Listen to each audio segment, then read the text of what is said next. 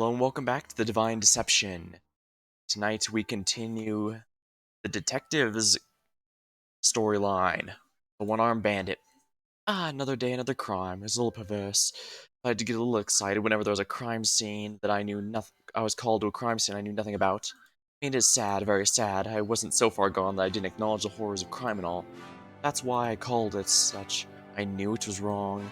Still, for someone curious like me, hearing about a new crime, a new mystery, it's a little exciting. Just a little bit.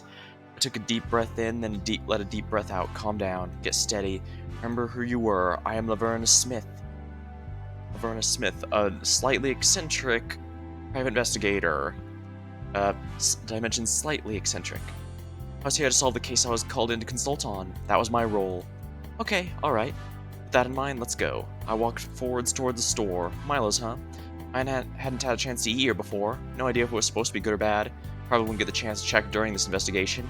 I started walking towards the store. By the front, I saw two familiar faces with a tense conversation. Okay, just keep this between the two of us, alright? I'm not supposed to give away investigation details.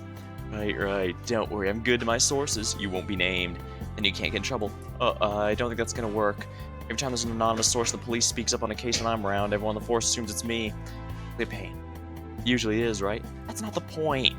Right, sheesh. Look, we'll have to work something out, okay? Alright, in the meantime, let's expand a bit more. You're saying that the Duats stole from this store. Allegedly, yes. Do you believe that? Seems pretty obvious. So the Duats' guilt is obvious? In that case, we can expect arrests from this little incident? That's not the case. What does that say about the Pantheon police force? Well, I mean, if they can't even arrest the Duats in an obvious incident, that's not a good look, huh? It's not. People are already losing their faith in the police force. There have been even more disturbing rumors about collusion. How are the people supposed to feel safe if even in an obvious case of Duat guilt, the Duats remain untouched? As fun as it was just stand on the side and listen, this was probably a good chance as good a chance as I'd get to interject. And I probably should interject, all things considered. Walked up to Kane and Bedora. How would you quit the bullying, Kane? Bullying? Me? I never. And exactly how would you characterize this interaction between you and this strong, upstanding officer right here? I'm just asking some hard-hitting questions. Oh, bullies hit hard. Or terror demonstrate them. Oh, damn. Look, Laverna, I'm just doing my job. Your job requires badgering poor people with unfair questions. That must be a sad profession. Hey, you won't hear me denying it. Still, somebody's got to do it. I maintain a pretty fair line of questioning. Police can't even arrest Duats when they're obviously committing crimes, and people deserve to know. I've not yet been familiarized with the case, so I can't speak definitively. All I'll say is that it's often that oft all that glitters is not gold. The truth of the matter is rarely what it seems. Saying the Duats might be innocent? Who's to say? What I'm saying is whoever is guilty shall be captured and prosecuted. On that you can count on. The guy you consulting again? Thought that was obvious by my very presence. Fair. So, can I count on the rest to report on? The culprit's in the building, unquestionably. Well, that's exciting now, isn't it? Guess I'll be rooting for you then. Kane's face remained unwaveringly punchable. Whatever, I had diffused the situation. Hopefully Pandora would be somewhat grateful. I checked the time. Alright, it's been long enough. I had to actually get to the crime scene by now. Walked over to the restaurant's entrance and opened the door. Lav! Like clockwork. I was going to respond, but then I felt my phone buzz. Finally, I pulled out the phone and turned on the speaker. Eris, I'm at a crime scene. Wow, you had a crime scene? I wouldn't have guessed. Sarcastic as ever, seems. Pretentious as ever. Can we get to the point? As I said, I'm at a crime scene. I don't exactly have infinite time on my hands. Sure seems like it sometimes. Eris? Look, you're the detective. Surely I can sleuth out why I'm calling you. It's not hard to guess. There's only one reason you'd be contacting me. It's about the matter I asked you to look into, right? And circle gets square. You know, must we keep with the bickering? I, for one, am an adult enough to put this past behind us. When I think of you, I think adult. Eris? Look, now's not a good time. As I said, crime scene. We can talk about the matter later.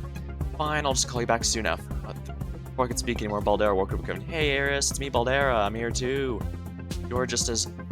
I clicked the red hang up button. Hey, Lav, that was a wee bit rude. A wee bit. I'm aware. Why'd you hang up on her? Because I know my sister. Whatever she was about to say wasn't going to be pleasant. To save the dignity of all three of us, cutting the snake off of the past is simply optimal. Cutting the snake off. Damn, harsh. I thought you said you were adult enough to put the past in the past, Lav. And you heard how she responded to that. Trust me, Eris is a lost cause. Best to let her drift on the wayside. What was that thing you asked her about? You don't mind me asking? Well, that, just, a thing for another case I asked her to look into for me. Little does Em admit it, I'm not particularly tech-savvy. Eris, on the other hand, learning coding back in high school. Just simpler to lean on her every now and then for help. Oh, so she's talking about the phone from the Eris' storyline where she discovered...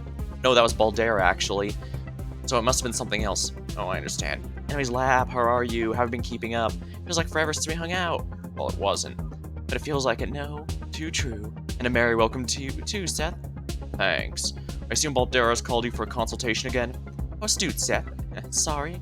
Baldera, you really have to start doing this through official channels. Where's the fun in that? Gabriel Ariane is busy. That's all I have to say. Yeah, last time we've learned that Ariane is not only not particularly skilled at her job of being police chief, but she's also corrupt as she helped the Governor Aija perform an attempted assassination. One that failed, for better for worse, but the good news is we now know that my hunch was correct. I guess to use a game I've already streamed, she reminds me a bit of Joseph Manderley from Deus Ex, who I believe I also described as someone I wouldn't trust to run a bath, and also turned out to be corrupt. So, yeah. Of course, the big problem there is, I don't want to spoil too much, but let's just say that there's a lot of stuff bigger than Manderley, and there's no question that there's stuff bigger than Ariane, for sure. Assume I would not be called were it not warranted? I guess. This is so much of a whodunit as much as a howdunit. Well, getting a bit of our hell of ourselves, isn't it? Oh, really, Seth? Don't tell me you've been buying into what the Duats are saying? I'm just saying, you know, assumptions are bad for clear-headed investigations. Oh, Seth is entirely correct. Certainly, assumptions are useful in terms of tipping the probability of possibilities. To ignore preconceived notions, disregard previous cognitions. A complete waste of useful mental effort. However, crimes are already in the realm of a natural. If there were times to bet on a double zero, it would be times like these. Simple math. Before I could say anything else, I was interrupted by a loud shout. Oh, that does it. The man who was obviously the owner of this restaurant, Milo, had seemingly had enough. Enough of what? Who's to say? At any rate, he lunged out at the man facing him down, Yi, Duat senior officer. Yi, for his part, simply took a few steps back. So this takes place before Milo's fate. Ultimate fate, I should say. Which is giving the game away a bit, but I'm assuming if you're watching this, you either know it's later on in my streams for the game, or have been watching up till this point. Alright, before Milo could catch up, Seth was able to rush over and grab Milo, restraining him. Easy, easy, man.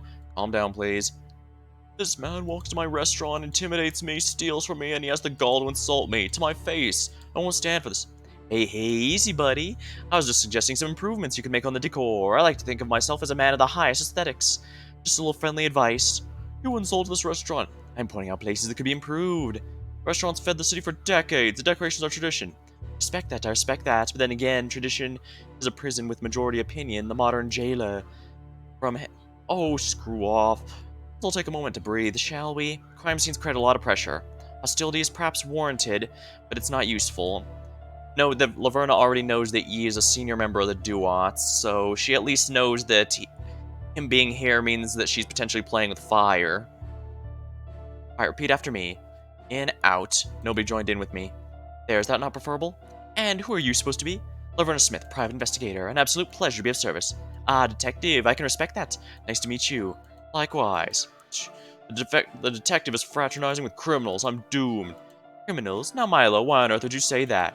Please, don't provoke him. I'm not doing anything to provoke anybody. Wouldn't dream of it. Oh, I already don't like you.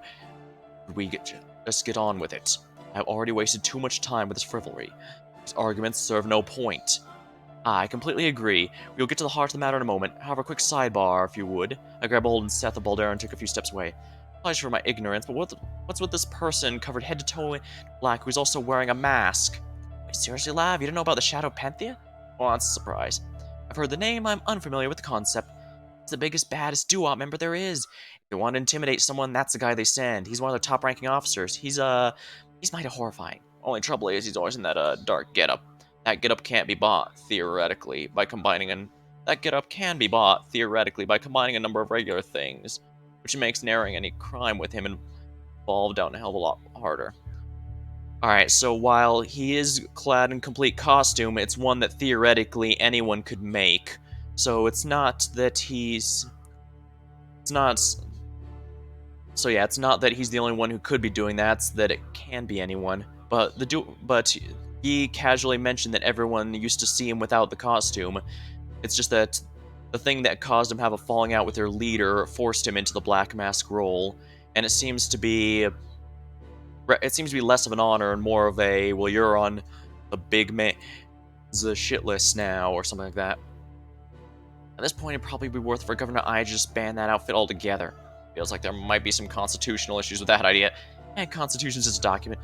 That's the spirit of Baldera. It is. Regardless, I believe I have a better understanding of the facts. Many thanks to that end. That said, is it proper for him to be wearing this getup during an investigation? We already had him take off the mask and confirm his identity. After that, we don't have the authority to make him stop wearing the outfit. We would if we had a warrant or something, but we don't. Okay, yeah, we can't stop him. Still, it's pretty messed up for him to just ignore our suggestions. Now, that's just interesting. By now, we know for a fact Thane has been replaced by Mercury. Yeah, which means it has to... My guess is that simply Seth blamed to have done it, and Baldera went along with it or something, because we know for a fact it can't be. Otherwise, they'd have no way of knowing it was truly... Otherwise, they'd have recognized it wasn't him. Either that or Seth has never seen Thane without his mask. Still pretty messed up for him to just ignore our suggestions. You're surprised by that? A little. Okay, we simply proceed as is. His appearance shall simply make the whole matter more visually interesting. If you say so. I turn back towards everyone else. Very well then, as you might know, I'm late to the party, so to speak. And since the crime has been henceforth unsolved, I think it would be useful for everyone if we litigated the events as they stand. Unsolved? Ah, there's nothing to solve. These guys stole my vase. Easy, Milo, easy. You're going to hurt my feelings with all these reckless accusations. You... Wait, this whole thing's just about a stolen vase? Just a stolen vase? Just a stolen vase? That's a priceless heirloom. It's been my family for decades. It's priceless, more than priceless. It belongs in a museum. And you kept it in a safe? And that wasn't an affront to the arts. You... He... How'd you know it was kept in a safe? Because we said that point about half a dozen times until now? Oh, right. Sorry. A little overeager there, Baldera. Oh, hush. I cleared my throat. Apologies, Milo. I had no mean to disrespect. Frankly, I'm happier the sole point contents of the stolen vase. It simplifies things quite a bit. Would you mind giving your account to the supposed thief? It'd be hugely helpful. Oh, fine. To start, when those two came to my restaurant. On the surface, it was just for a meal.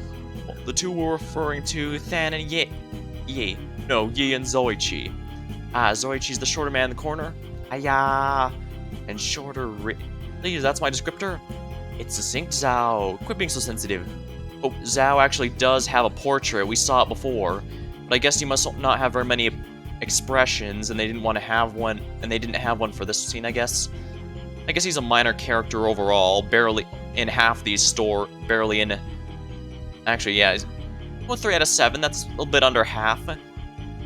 Because appeared in this one, he appeared in Vel's story, he appeared in the fake Thane story. That's 3 out of the 7 total. Keyword might appear in more that I'm unaware of yet. I guess we'll see.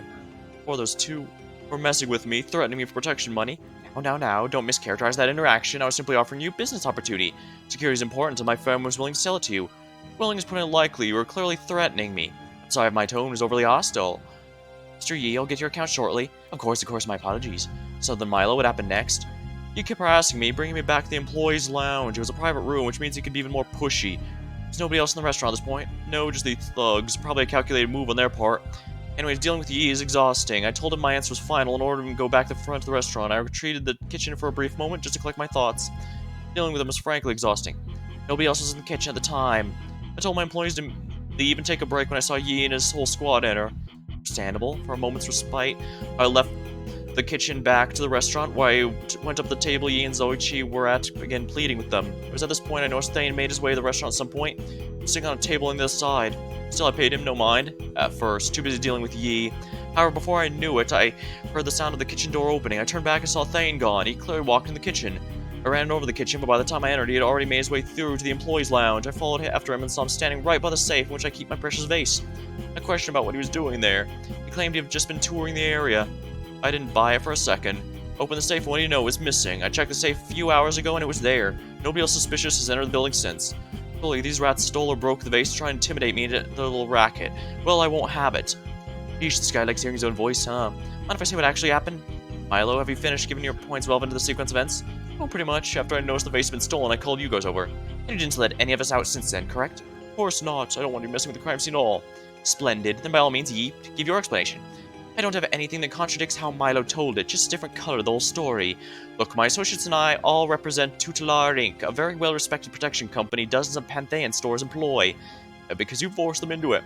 Apologies for Milo. Anyone who knows him will tell you he has a thing for hysterics. And I'll be the first to admit I play a little hardball when trying to close a deal. I mean, what good salesman doesn't? But outright extortion? Please. Nothing like that happened. Certainly nothing I said would count as extortion in court, for that's what that's worth. That's a most blatant technicality statement I've seen. That's one of the most blatant technicality statements I've seen in a while, yeah.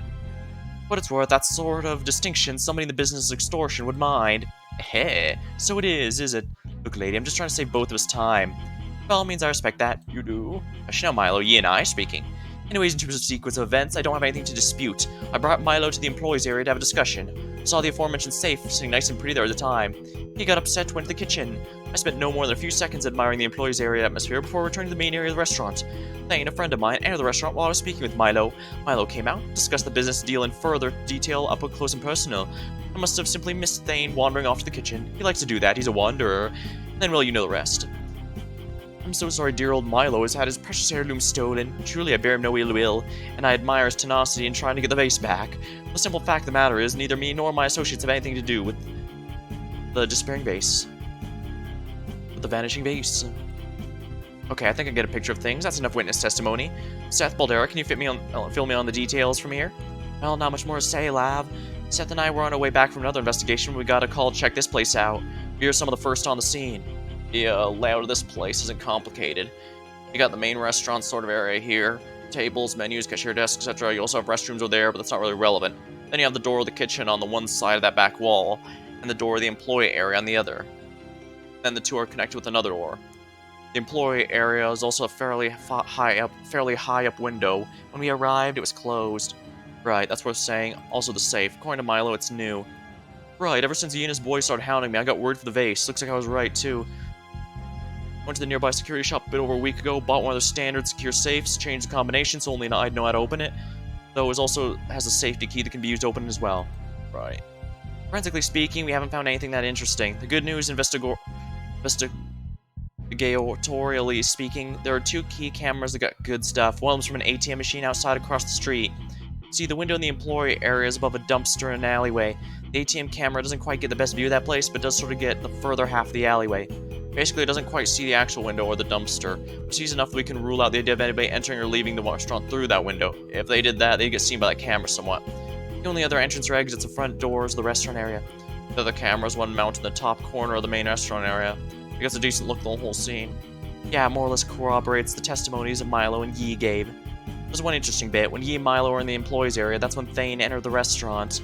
But with his back turned towards the camera, instead of taking a seat, he walked right towards the kitchen door. A moment or two later, he exits the kitchen and made his way back to his seat. I was looking for where Yi and Milo were. I started my search in the kitchen. There, I overheard the two's argument. I decided it wasn't my place to get involved in return. That's your story? Yes. Well, there you have it. Anything else noteworthy about the footage? The spare key of the safe was left in Milo's work apron. The camera actually catches him hanging up behind the clerk's desk, and the camera has it in view the entire time.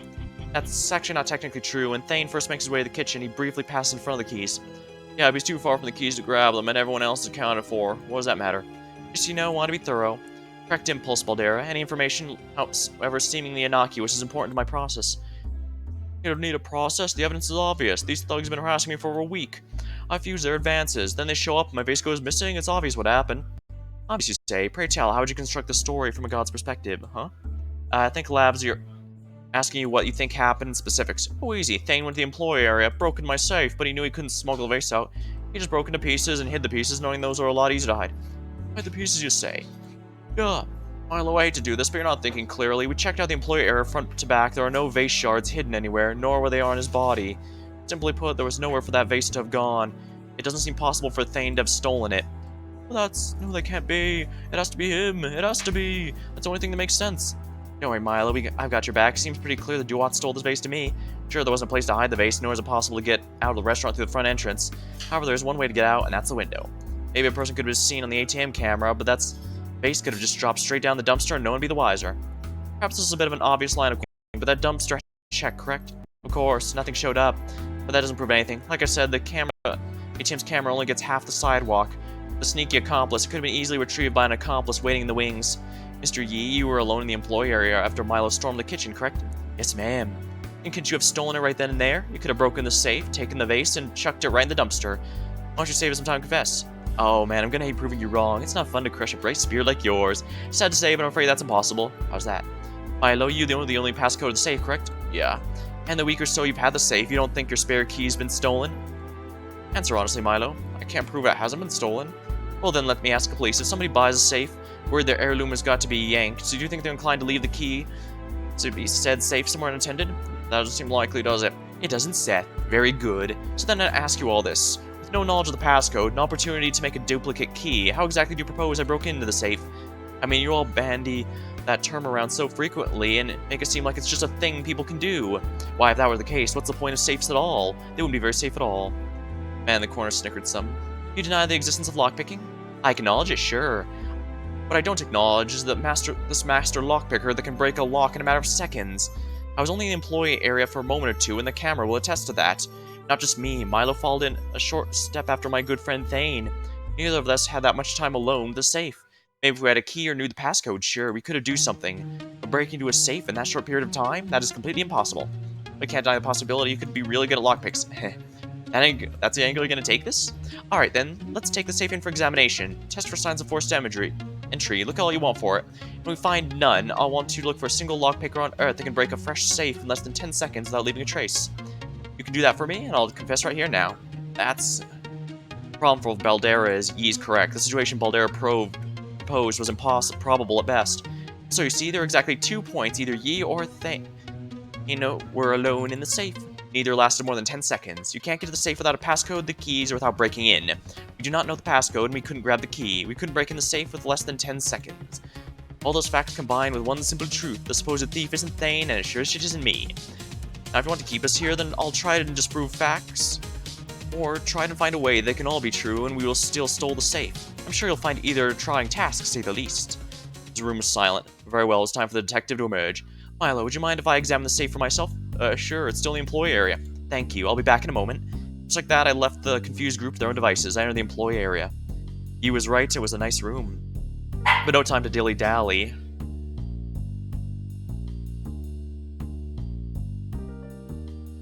Guess I was worried about that. Oh well. Walked up the safe, slightly ajar, sitting in the corner of the room on a lonely table. I examined the sides of it, the dimensions. I reached forward and grabbed it from the bottom.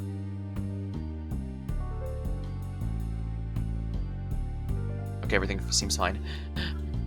I held up to my chest. It was a pretty small safe, all things considered. Must have been a small vase. I picked up with both hands on the table, holding it low. It wasn't that heavy. I tried walking with it. I could transport it fairly easily. Okay, placed it back on the table, then I looked up out the window. I examined the window's size. I walked up to it and jumped. With a bit of effort, I could easily touch the bottom of the window from the ground. Alright, this was fun, but it wasn't too hard of a puzzle. If the safe could easily be moved around, it's entirely possible.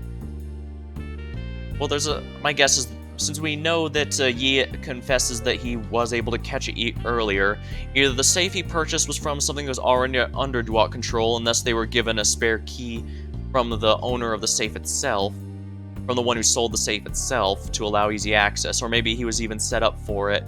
The person was specifically meant to give a specific safe to Milo, which they already knew the combination for. But since the safe could itself be moved, it's possible instead of the vase, it was the safe itself that was dropped down and retrieved by an accomplice. Wasn't rude to have expected a harder challenge. No matter. I re-entered the main restaurant area. It seemed a little of importance that occurred in my absence. Excellent. You know, deductions don't need to be one-sentence affairs. As you're creating your deduction, you might see a period pop on screen. That means it'll appear at a point in your final deduction, so you should split up your syntax accordingly. Still a little thing to keep on your toes, don't worry about it. I bet you won't even notice it's there.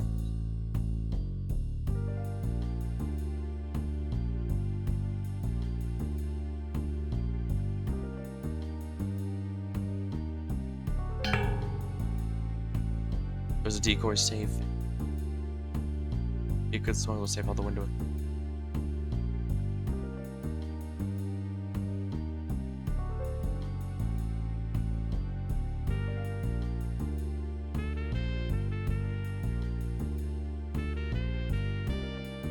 So...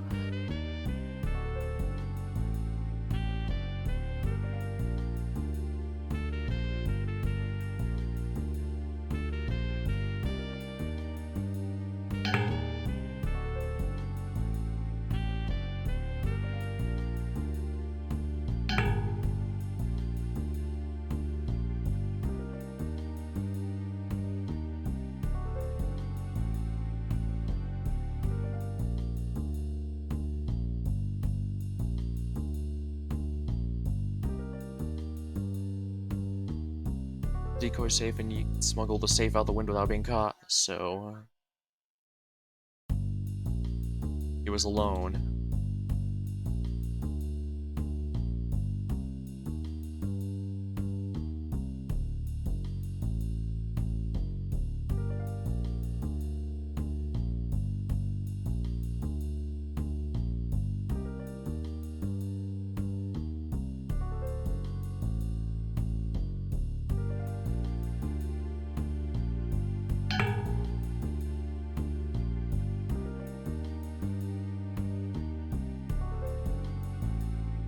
Well,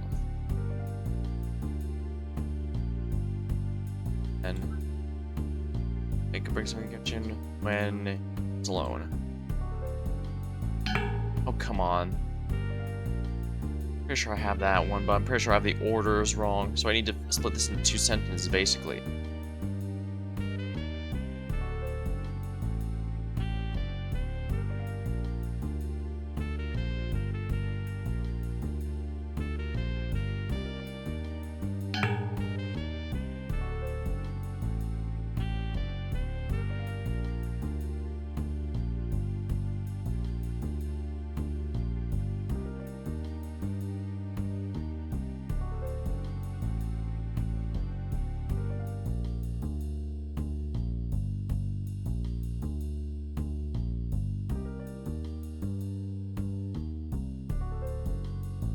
I think this is it.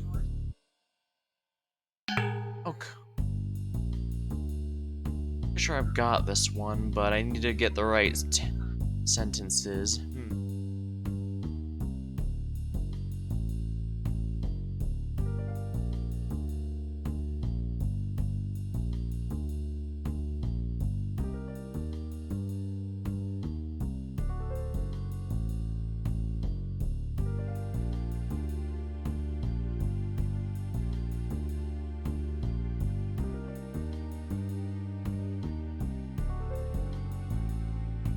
So,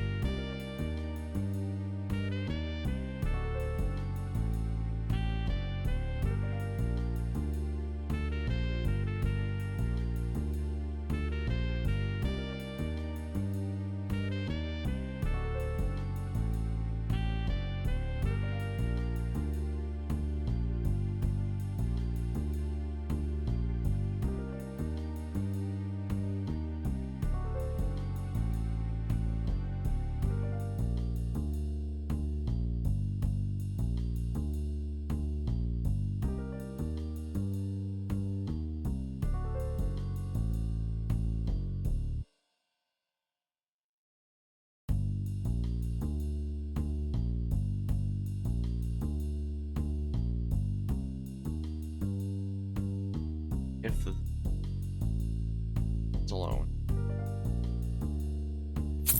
Attention! Alright, attention everybody, I'll now be solving the crime. Ooh, just like that, will you? My, that's impressive. Know what happened, Laverna? I know I brought you in here for a reason. Of course I know what happened, Seth. I'm a detective after all. This is my job. Oh, get on with it. Relax, relax. Milo made one key mistake in all this. Mistake occurred before Yi or Thane even entered the restaurant. The issue is you brought a common safe from a common store. Because of that, you opened up to rather a unique angle of attack. Huh? I'll explain. See, I thought it odd how Thane entered the restaurant. I made his way to the kitchen. Having his back to the camera the whole time, I found it slightly unnatural. That's when it dawned on me. What if shielding was intentional? What if it was to hide a rather large prop needed for the swindle? Prop? I introduced you to a new concept, previously not imagined. The existence of a decoy safe, one prepared beforehand, completely empty for the purposes of the heist. Perhaps a fantastical prop, but introduced it and many things fall into place. It better if you expect us to buy into a second safe, Laverna. Haven't seen any evidence of it, and that's a key, isn't it? Oh well, I for one am interested. How exactly does the spare safe change things? Simple, allows this whole swindle to occur. See, Thane blocks out a relatively small safe from the camera with his backside. In the kitchen, he hides the safe out of sight. In a closet, below a table, anywhere that isn't immediately visible. Then he returns, the first step of the plan is carried out. Next comes the actual theft. This occurs when Milo decides to leave Yi and accompany the employee area. That's interesting, because remember, in Thane's storyline, Milo admits that he was wrong when the detective, quote-unquote, discovers that they couldn't have done it. Occurs when Milo decides to leave Yi and accompany the employee area. Understandable blunder, but a fatal one. Yi then takes upon himself to dispose of the safe. He picks it up with some difficulty, drops the whole thing through the window. Yes, that's a core illusion. The safe was never broken into, at least not on these premises. You would have thrown out the safe wholesale, which would take mere seconds, then casually strolled back to the main restaurant area. Oh wow, how brave of me! And then, if Milo decided to return to the restaurant area through the employees area, that would be that would be a somewhat unorthodox line of movement on his end. However, had that been the case, he likely would have freaked out and went straight for your table to chastise you. In this case, I imagine you played dumb, and the plan would play out much the same way it did in this case. The only difference would be your scheme would be a bit more apparent, and Milo would be confused about the disappearing and reappearing safe. Oh, could you explain how the rest of this played out, huh? Thought you were smart, Yi. Do I need to spell it out? Thane's little tour was nothing of the sort. It was an obvious lie from the start. It was a worthwhile sacrifice, storming the proverbial gates, if you will. Because of that, you're able to finish the cover-up. Thane went and grabbed the decoy safe he stashed in the kitchen. Then, as Milo went over the kitchen to stop him, he made his way to the employee area to replace the missing safe. Right as he finished the deed, Milo walked in and saw him standing right in front of the replaced safe.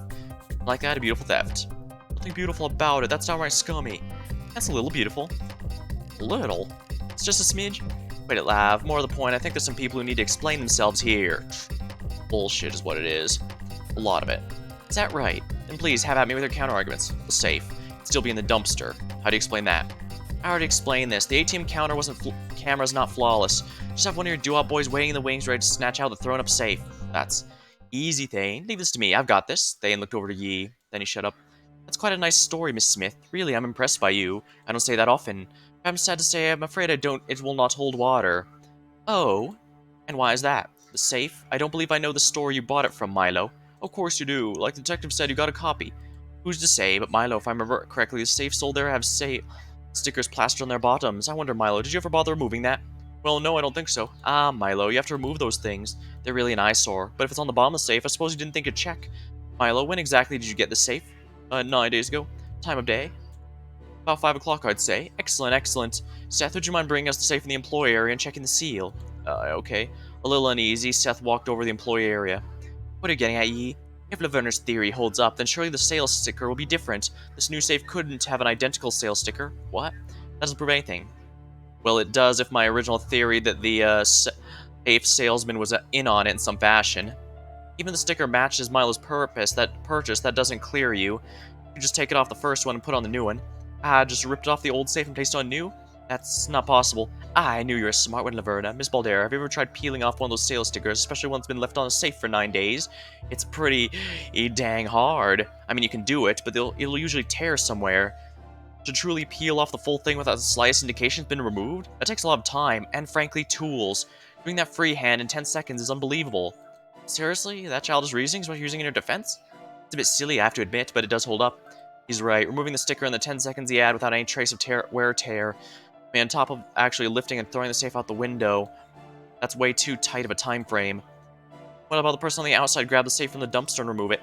I thought that'd come up. What you proposed is more than possible. However, when exactly would they have given the sticker back to Thane? There is no opportunity. they could have thrown it back through the window, perhaps? Then what? Did Thane place the sticker on the new safe in the exact perfect spot when he went to the employee area? It's possible, sure, but then he'd have to close the window since it was found closed, and then he'd need to put the safe back on the table. And since that was the last thing he did, Milo saw him. But since Milo saw him by the table when he came in, again, aren't you underestimating the time Thane had? And ever since Milo looked in that empty safe, we've all been in his sight. He even said this himself. So as Milo's our witness, we never had a chance to tamper with the safe. As at this point, Seth entered the room holding the safe. He had a disappointed look on his face. Sticker.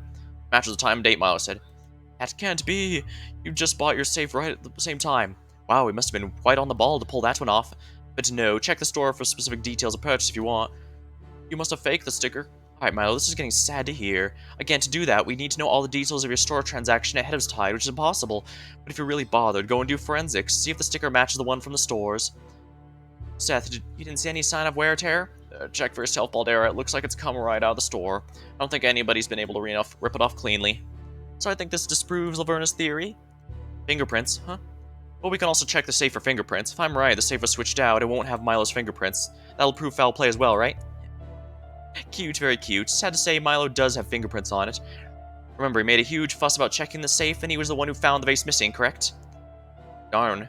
Well, we should see notably less fingerprints, right? Maybe, but then again, this is Milo we're talking about. He's a bit of a perfection streak. He could have easily wiped it down to keep it nice and shiny. He does that, and the previous fingerprints vanish. I haven't wiped the safe once. So you say. Unfortunately, I don't think that testimony will hold up. I think it's been proven pretty clearly you have a grudge against me, as ill-placed as it may be. You clearly mistakenly believe I'm responsible for everything that goes wrong with your life. And if it helped bring me to justice, you could easily falsify a claim that you never wiped it. Your testimony would never hold up in court, and it'd be inconclusive at best. Goes language, says the guy dropping the F-bomb. Seth had to grab Milo to break up another fight. So now we can say Laverna's theory's been disproven. I want to speak up. I wanted to wipe the smug smurf off this criminal-ass hat. He's clearly lying through his teeth. He knew he was gloating in it, but to prove it... my theory was right, I knew that much. Yee's weirdly defensive reaction to my fingerprints had basically proven it. The stickers. How to get around the stickers. Were they swapped? How? I had some ideas, but they were half-baked and had holes. Ultimately, I had no choice but to hold my tongue. Alright then, so does anybody have any theories other than Laverna's about how Thane or I could have stolen the vase? Again, Yi was met with silence. He had thoroughly stumped the room. When the silence became resounding, he clapped his hands together. Brilliant. Very well then, I think that's our cue to leave then. You can't do that. Oh, I most certainly can. I think I've just proven conclusively you have no reasonable justification for suspecting us of this theft.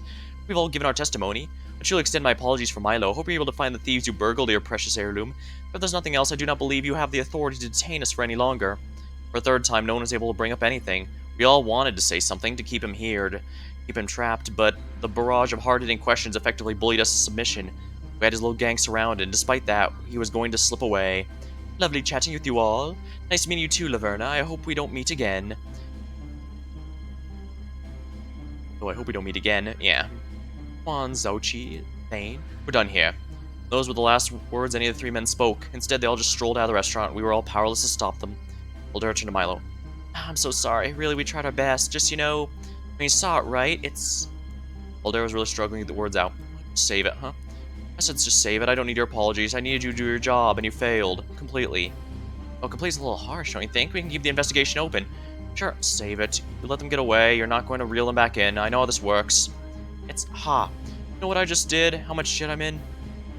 You don't try and snitch on the Duats. You just don't. Everybody knows that. There's an understanding, and I just did. You failed to follow through. You know what that means? It means I'm screwed.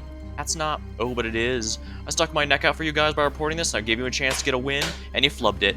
You failed completely. You lost your chance to actually do some damage to the Duats, and like that, it's gone. Poof. Now I'm stuck holding the bag. I'm stuck standing here, going to have to answer the consequences. Ha. Sir, if you feel intimidated, you can make a statement. You can request protection. We can put you under surveillance. For how long? No, everybody knows without proof. Police protection doesn't mean shit. It buys a few days, weeks at most, eventually goes away, and that's when it snaps at you. No, I'm sorry, but I don't think I'm gonna go... I think I'm going to go with my own form of protection, thank you very much. Because of incompetent officers like you, the Duats run in these streets. People like you that prove to everybody you can't trust the police. You know your whole posse is a laughingstock of the locals, right? Yeah, for good reason. You should be ashamed of yourself, and you should think about exactly what you're doing. Alright, that's enough, buddy. Excuse me? No, excuse you. I get you're in some shit right now, and we'll try to help out, but frankly, you're not doing yourself any favors. Got anything worthwhile you actually want to say? No, as a matter of fact, I believe I'm done. As luck would have it, I kind of have all the things I need to work out as of now. Now Huff Milo turned around and went to the back of the store. Baldera looked pretty shaken. Seth grabbed her arm. Hey, forget that jackass. He's salty. He's right. It's unimportant. How many years have you been in the force? Are you still getting shaken up by the emotional shouts of a grieving victim? No. Then good. Come on, we got work to do. The two began to exit the store. Whatever my current thoughts may be, I wasn't content to let Baldera leave just yet. I had something I'd been looking to tell her for a while, and if I didn't bring it up now, who knew when I'd get another chance. Hey, wait. Lav? Seth, would you mind if I stole Baldera from you for a minute? Something I wish to ask her. Alright, ask away. This is something of a private matter, however. Private. Something you can tell her, but not me. I'm offended. It's related to a lady's sensibilities. Believe me, whether neither you nor me wishes your presence for this conversation. If you say so, I'll be in the police car, Baldera. Seth clearly didn't like the idea of leaving me free to talk to Baldera, but he also knew pushing the issue is pointless. Once he left the restaurant and took a seat at a nearby table, Baldera remained standing. Alright, Laverna, you got me. What is it you want to ask? Think what you will, I'm just as aware as the next person that my manner of speaking is in some ways unrefined. That's why dwelling on ways to word this delicately is going to certainly there's almost certainly time that could be better spent simply getting the matter at hand, so then seek not the intentions behind my words. I'm merely going to convey information to you. Interpret as you wish. Alright. First off, Seth. Seth? I've looked into his record. His record? His police record, Baldera. Keep up. I obtained it from Ariane. That doesn't seem like the sort of thing the chief would do. Just trust me. Baldera didn't need to know how I got this info, or how weak the police's record-keeping digital security was. The point of the matter is, Seth has been in an unnatural number of cases with suspected ties to Duat members. Most of the time, his involvement was either a result of his physical proximity towards the scene of the crime or him volunteering for the case. So, it's a small force we have here and strapped for officers. That doesn't mean much. That alone doesn't mean much. However, it appears there's a near one-to-one correlation with Seth's presence on a Duat case and its inability to bring out prosecution. That isn't to say there aren't plenty of cases where Seth wasn't around and no prosecutions were brought. It's to say that in almost every related case Seth has been part of, nobody was found accountable. Laverna, what are you saying? As I said at the beginning, I'm providing information, but... Come on, Baldera, you know him better than anyone. If there's anything to be assumed, you should, on some level, sense it. Perhaps you've already sensed it? Careful, Lav. I like you, but I've known Seth a lot longer. Okay, then let's move on, shall we? There's more? A bit more. I'd like to discuss the Cock Robin murders. Baldera was confused by the seeming left turn. I recently looked over the past cases, and a certain detail caught my eye. The initial officer on the scheme. Scanning through it, one name popped up far more frequently than any of the others. Police Chief Ariane. Ariane? What does that matter? Are you saying that has something to do with the items left behind? In case you forgot what you yourself said, she was around more often, just not all the time. Hell, she was on the other side of the city the night you learned about them. Certainly. However, previously, the thing that led us to believe this was the work of the serial killer was in fact that no discernible pattern between the victims could be found. However, if we view the murders committed here when Ariane was not present as a separate list, that line of thinking wavers. Admittedly, I can't see a clear motive. We've even seen the reduced list of the victims Ariane certainly couldn't have planted evidence for, all people of high status or with some importance. I need to dig more, but the possibility of finding a through line with this list of suspects seems at the very least possible. Laverna, you can't seriously be accusing. I'm not, mind you, accusing anyone of anything. I'm simply providing information. That right, it is. Which brings me to my point, the murder of East. Laverna. Baldera now seemed full on hostile. Tragic event. Yeah, it was. Absolutely awful. Sometimes bad things happen in this line of work. You just gotta move forwards. Rain falls with no one to blame. But in this case, there was someone to blame, was there not? The robber. He was eventually caught and brought before the court. However, despite being pegged for the robbery, I couldn't find any evidence of him being convicted for the murder. Yeah, I couldn't find enough evidence to put the bastard away for it. Doesn't mean anything, though. Does it not? Tell me, was Peaceless Ariane accounted for when Issa was shot? Huh? I don't know. Then were you? Excuse me? You said you were listening in a location on the police radio. Is there a way to corroborate your position? Okay, that's it. She began to turn away and leave. I reached out and grabbed her arm. Hold on. Why should I? Just listen, would you ask because I want to believe you? You want to? Just like everyone else, I looked into you, Miss Vasquez, and I couldn't find any trace that you are anybody but an upstanding police officer who harbors a deep love for her city. Maybe that just means you're particularly good at erasing your tracks, but I suspect it means there's something that's rare. A true, untainted soul. Someone who earnestly strives for the best. Someone who can be trusted, depended, counted on. The type of person the city so desperately needs. I don't know about all that, nor do I, but that is my most optimistic approximation of your character, and I desperately hope it's true. Again, Lav, what are you doing here? What are you getting out telling me all this? I'm telling you this because, for better or for worse, I'm choosing to place my trust in you.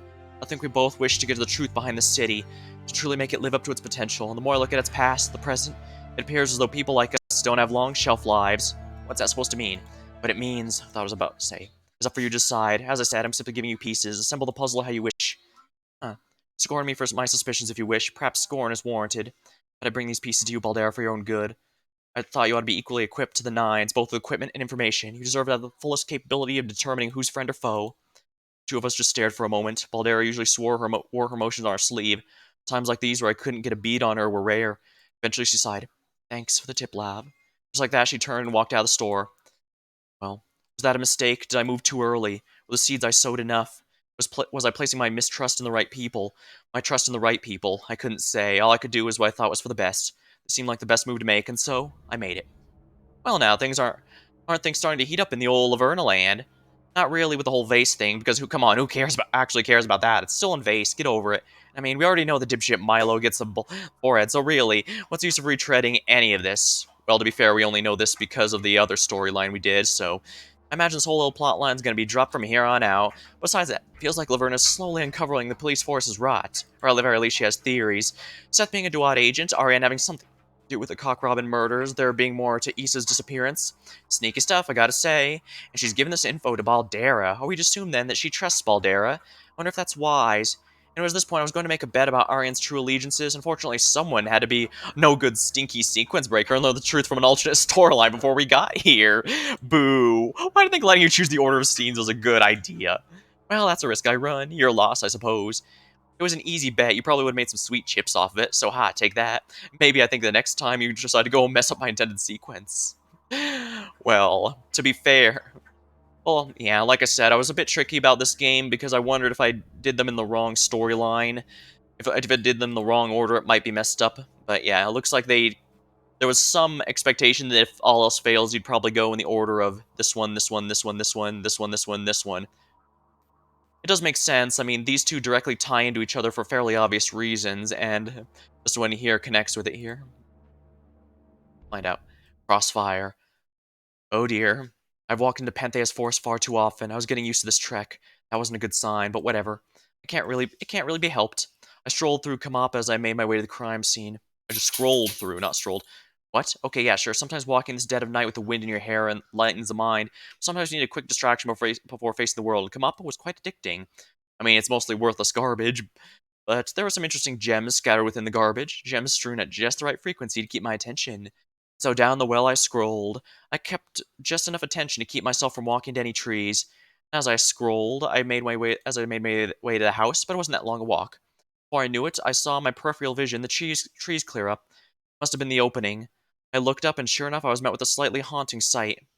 Actually, now that I think about it, why? Remember, I had to go through a bronze key and a silver key before I could get to this point in the story, and Locke's storyline, if I remember right, granted me a bronze key. Or did it? Dang. It might have been actually one of the silver ones that offered that. I don't remember, actually, because... I mean, if a bronze key is obtained from a story with a bronze lock, that would make things a bit too easy, wouldn't it? But nonetheless, the fact that this... In fact, if you remember right, we had a bronze lock right away, immediately, which means... for sure that, yeah, the fact there was a bronze lock so early in this one, it absolutely encourages you to go out of order for this, so... I don't know what Ez is up to by locking all these and then getting all mad when I go through other ones. But yeah, I guess it was a bit too obvious. It might have been nice to, since, as she said, it was kind of an easy bet, because pretty much everything puts the four main pillars of the city in a shady situation. And like I said, even early on in Laverna's storyline, I've got the sense that Ariane wasn't exactly... Even if she wasn't corrupt, she's at least incompetent. Although, seeing with what we know now, it's entirely possible she's both. Oh well. But yeah. You get what I'm getting at. The old mansion of Veronica Collins burnt to a crisp. Damn, this was the sort of sight you'd see in a legit horror movie. The house was blackened with soot. Various parts of it had fallen off, damage from the fire too intense. It looked, well, simply put, decrepit. Broken. Damaged. Damn, I mean, I knew about the fire and all, but I guess I just had to see it with my own eyes to believe. Well, just standing in front of it from the outside will only do me so much good. I had a job to do after all. I put my phone in my pocket, straightened out my posture, I put on my war face. Then I walked back in the battlefield. Despite the nominal police tape drawn around the area, it took absolutely no effort to enter the crime scene. This was a rather appalling show for the police force. Well, it's not like I actually had faith in them. Whatever, I made my way to the front door and entered. Inside, there were a number of officials walking about, taking photos and examining things. The place was packed abuzz with chatter. Well, perhaps that played to my advantage. I'd have a bit of time to myself before anyone noticed I'd made my way inside. I began looking around the main area. I only had moments, however, before a familiar face began to approach the corner of my eye. Hey, are you? I turned around on a swivel. Laverna Smith, private detective extraordinaire. Absolute pleasure to be of service, dear. Held out my hand for a handshake. Kara hesitantly accepted it. Hi. You are Kara Tucker, correct? Huh? Yes, how do you... I'm a detective, dearest. It's my prerogative to covet knowledge of all types. Say, complete change of subjects, but you were on the restricted floor the same day Olympo had an info leak, correct? Huh? Yeah. And you work most closely with Polly Dysma. I assume as much for you to show up at a scene like this. Yes. At this point, Kara shook her hand for my handshake. Gave her a visible once over my eyes, then I shrugged my shoulders.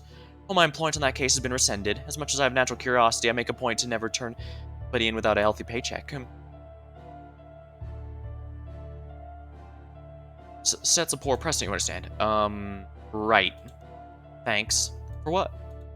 This whole conversation, Kara seemed to be in a dazed back foot. Good. But it was already late and she'd received troubling news, so it wasn't a hard state to put her in. While you're here, may I ask you a couple questions? Sure, but to be clear, I wasn't here when... Oh, you talked about the current case. Small things for small minds. Small things? I wouldn't call... Kara caught herself. Okay, what do you want to ask? So in other words, she's... So yeah, she's picked up that Laverna's seeking something that's a bit bigger than this current case. I turned back to examining the burned remnants of the mansion. Used to be the mansion of Veronica Collins, correct? Right. Can you describe how Polly Dysma came to purchase this estate? What the reason for it was? Precisely. I don't know, he's looking for a place in the forest. It had recently become available. It wasn't as expensive as some of the other things. There wasn't really any thought behind it, if we're honest. Did you help with the purchase? What? You heard me.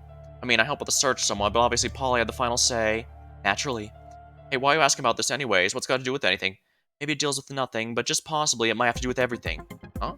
You're aware that Veronica Collins' nephew, Maximilian Collins, recently passed away, correct? I'd heard about that, yeah. I've been looking into that, among other things. I've taken a recent interest in the belongings of the late, great Veronica Collins.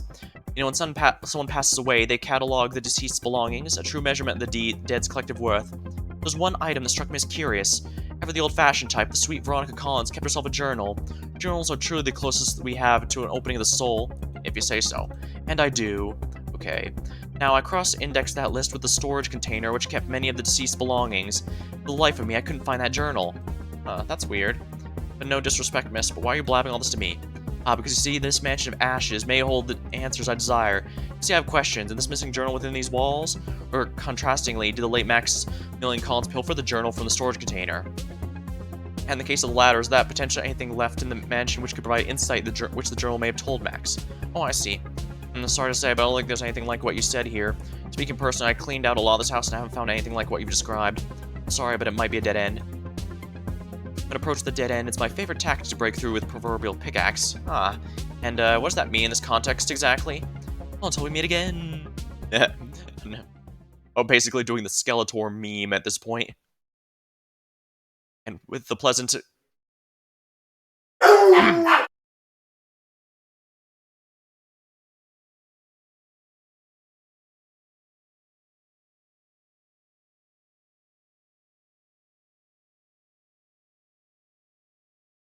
one moment. And it looks like someone might be at the door.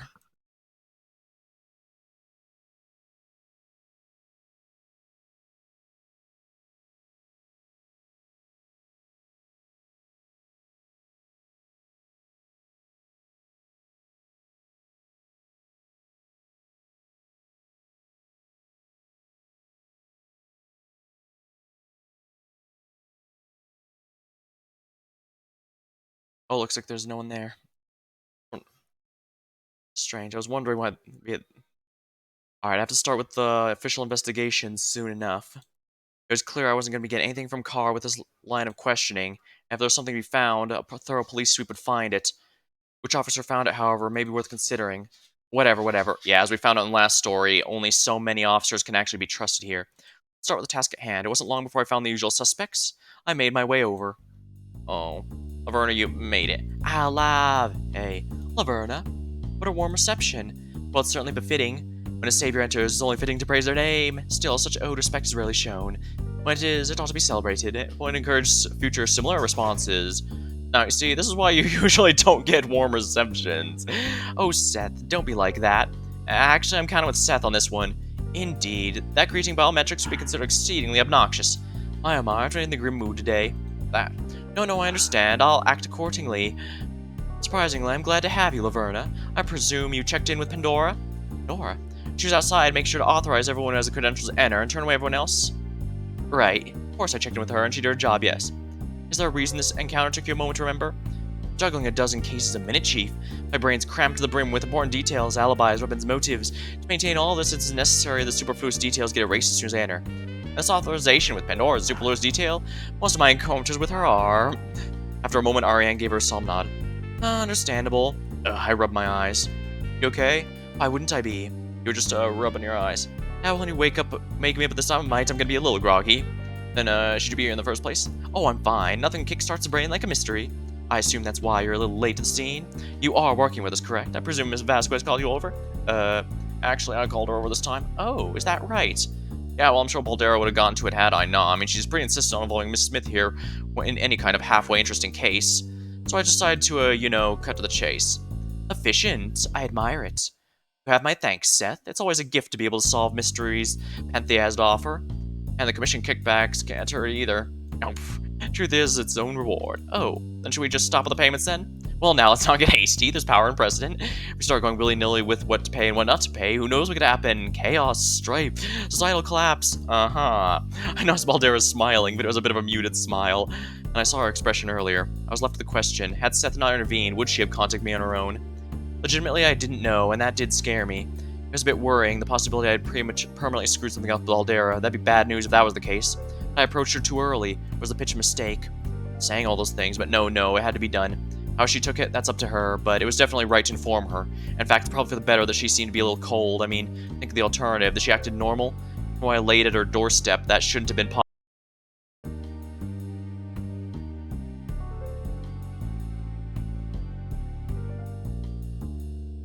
Alright, looks like we are back now.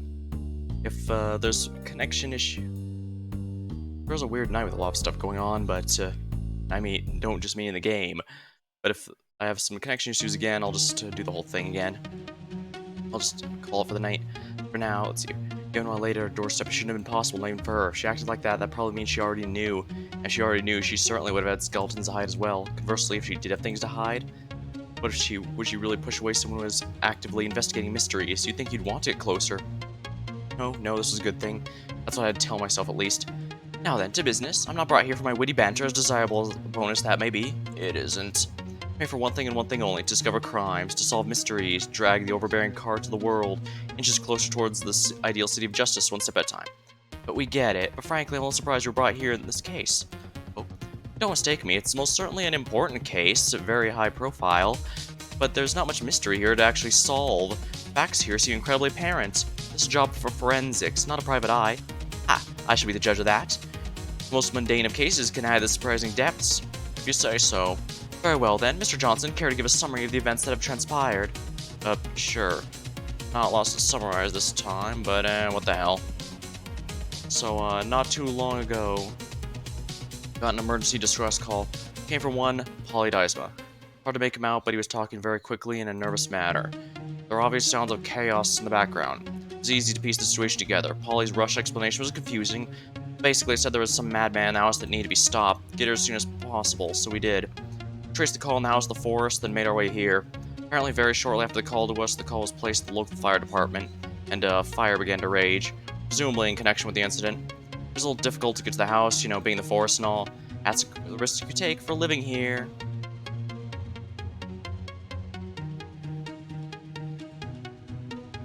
That reminds me. Check something here. Gotta know that when you buy a house here. Rather cold of you, Miss Vasquez. I think it is. Oh, well, despite that, we were able to get here. Fire department handled the situation best they could. That's a vague way of phrasing things, huh? Now you're telling me what's important. Did they do a good or bad job? I can't tell from the results. It depends on how bad the fire was. And, how is that important? I don't yet know. You don't know a Chekhov's gun is important until it's fired. If you do, if you're observant, well, naturally, us detectives can sense the future plot developments a mile away. It's just an extension of logical reasoning. I get surprised by plot developments? Maybe keep that to yourself, Baldera. Your boss is right there. Oh yeah, like the chief's gonna paralyze me because I can't predict the end of a movie. Are you what she's saying? I am, and I'm hearing what you're saying. Miss Vasquez, seems like we need to work on your deductive reasoning. Seriously? Oh, guys, I feel like maybe we're definitely on track here. The fire department do a good or bad job? Don't know. Decent? I guess they did a decent job? I see.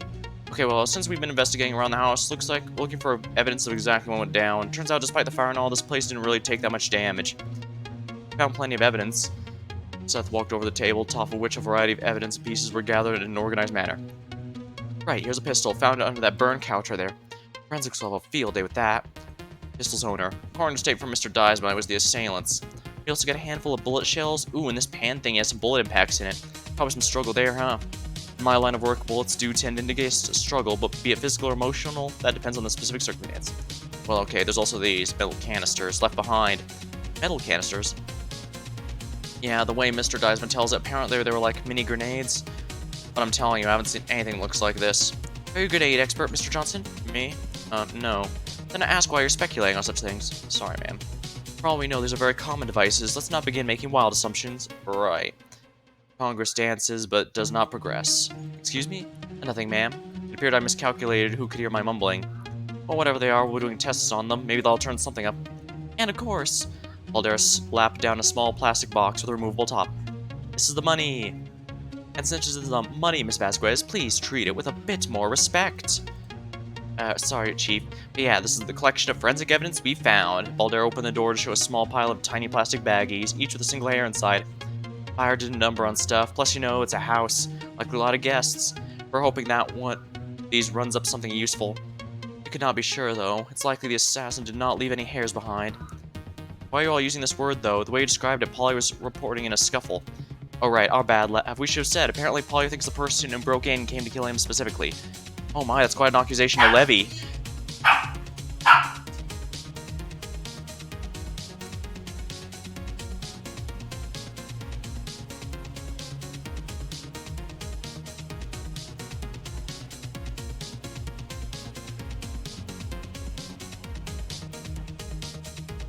Dog doesn't like background noise too much. Didn't approve of this. His testimony's been a little all over the place, so from what he's just then an unknown officer came in and whispered something to Chief of Police Ariane. She nodded and dismissed him. They were not able to locate them. Damn. What's this about? Oh, the moment as police began to show up, we saw a figure fleeing the house in the forest. Officers were dispatched after the mysterious figure, but apparently there was too much of a lead. Too much of a lead? You're content to let the killer just get away, just like that? It's not like that, Laverna. Indeed, according to Mr. Diesma, the figure spotted fleeing was an acquaintance of his, staying in the house during the time of the incident. He says he doesn't know why they hightailed it. Awfully suspicious if you ask me. I agree. I'd also like to see this individual. Probably doesn't matter. I got 3 blank looks. You heard me. Anyways, I'd like to speak with the victim himself. Your third hand accounts are vague and poorly explained. Hey! I'd like to hear him explain the situation. A sensible enough approach. I don't see an issue with it. I guess. It is settled then. Laverna, please feel free to interrogate Mr. Diesma as you see fit.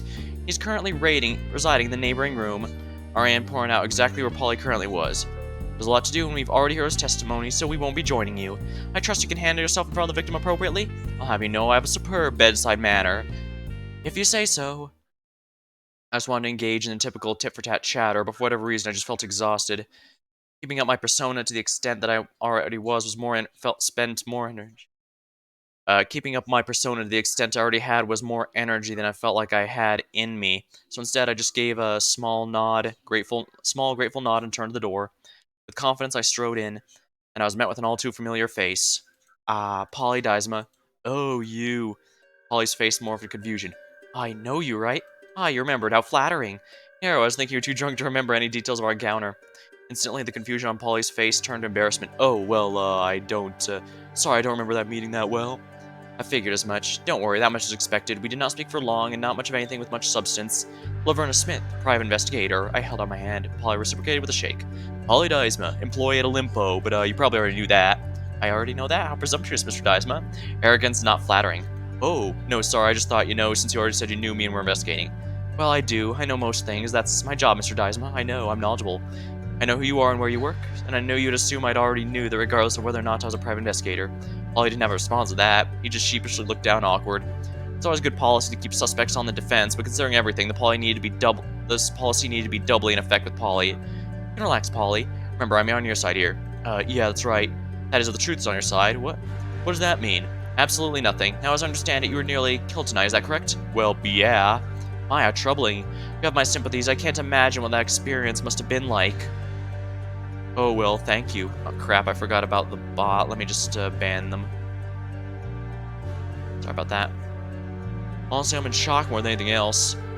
Mr. Deisma, it looks like people don't go settling other people's houses on fire haphazardly. Usually there's a motive when events like this occur. Not always, sometimes just a random act of violence. Rarely, extremely rarely. Surprising as it may be for you to hear, but I don't believe you're the exception to the rule. At least not this case. Do you know who would summon a motive to attack you like this? Motive to attack me? No, I can't really think of anything. Mr. Deisma, you, the son of the infamous Odin Deisma, center of numerous controversies, stakeholder in Olimpo, cannot fathom a single possibility as to why one might bring you harm. Is that the story you wish for me to believe? You know it's complicated. It's quite simple, Mr. Deisma. A crime has been committed, and the criminal must be brought to justice. If you can't provide a likely motive, then I'll have to do the work of scrounging up what that motive might be. Surely, being a gentleman you are, you do me the favor of sparing me that laborious work. I mean, I have been trying to rise in the ranks of the Olimpo company. It's possible some other shareholders didn't look too kindly on that. I see. So it's your belief this attack stems from your business rivals threatened by your status? I mean, if I had to guess, yeah. Are you gonna ask me anything else? Any follow-ups? Do not rush genius. The cogs turn at a predetermined rate. I'm sorry. It's all a mess now. Very well, we can just proceed. You know what? Let's start at the beginning. You should describe the incident in as much detail as you can from the beginning. Oh yeah, I can do that. Okay, so, Polly took a moment to compose himself, then he began to speak. It was a night like any other. That dark skyline gave no indication of what would soon transpire. The dramatic narration is not necessarily, but heavily appreciated. Thanks, thought I'd add to it. It's like most nights, I went to bed pretty late. Fell asleep, nothing indicated that things are weird. Then in the middle of the night, I hear a scuffle. A scuffle? Yeah, a commotion. A fractious, a brouhaha. It was coming from the outside of my room, so I rushed the hallway. See a mysterious figure in a hoodie struggling with my friend. My friend had a habit of staying late, so I guess it was just luck they happened to stumble across the intruder. Hold up, a friend? I assume this is the figure that the cops spotted fleeing the scene not too long ago? Mm-hmm. Who's the friend? What are they doing here? Oh, it's, all of a sudden, Polly got fidgety. It took me a second to process the likely reason for this. Polly, who's a friend? You know, Vels. Vels? Yep. Vels. Does Vels have a last name? Any physical characteristics? I don't happen to know Vels' last name, but, wears a red hoodie, has lightning tattoos. Honestly, Vels like to play things close to the chest. And that's why she fled from the scene. You don't find that suspicious? Oh, why would I find that suspicious? Let me rephrase. I find that suspicious. Yeah, what's it to you? Look, Vels isn't on trial here. I'm the victim here, you should be on my side. I'm on your side. I'm trying to assess all possible threats, but fine, I'll drop the matter. But for what it's worth, I'm convinced the people outside are gonna have a lot more questions for you on this front, so I'd get your story straight. Me, I'm only interested in what I'm interested in. Whatever reason this Vels had to stab police eye, none of that's my business, so Vels and the hooded man are fighting. Oh, wait, Vels also wears a hoodie? Yeah, Vels wears a red one, the other guy was wearing a gray one. Fine, so after seeing me, the gray hoodie goes crazy and tries to shoot me. Luckily, I protect myself by blocking the bolts to the nearby object. Yeah, exactly. The crime scene would indicate this scenario played out not on the second floor hallway, but in the main area of the first floor. Yeah, I kind of progressed down the stairs at one point. Why was Polly destroying the truth in such minor ways? I can only conclude it was an attempt to hide the more important details. He was accidentally scrambling up the whole story. The fight proceeded, but I stayed out mostly. I was able to place the call to police, then I threatened the man with a hoodie to get away while he still could. We exchanged some brief words, but eventually the guy saw reason. I tailed out there, but not for throwing a flashbang and an incendiary grenade. I called the fire department, tried to handle things best I could, but well, you can sort of see how that played out. That's pretty much it. That right. Yep. Look, Laverna, believe me, I'm glad you have your presence, but I don't exactly think there's much mystery to be solved here. Someone tried to kill me and they got away. Oh well. You just elucidated the exact mystery. Somebody tried to kill you and then they got away. But not oh well, more like oh no, we have to catch them. Isn't that a natural reaction? Duh. So in that case, why are you going oh well? I'm sort of giving that sentiment because at this point, it's out of my hands, right? Even though there's forensic evidence that can track the bastard down or no, roll the dice. I mean, from the way the guy moved, I have to assume he's a professional.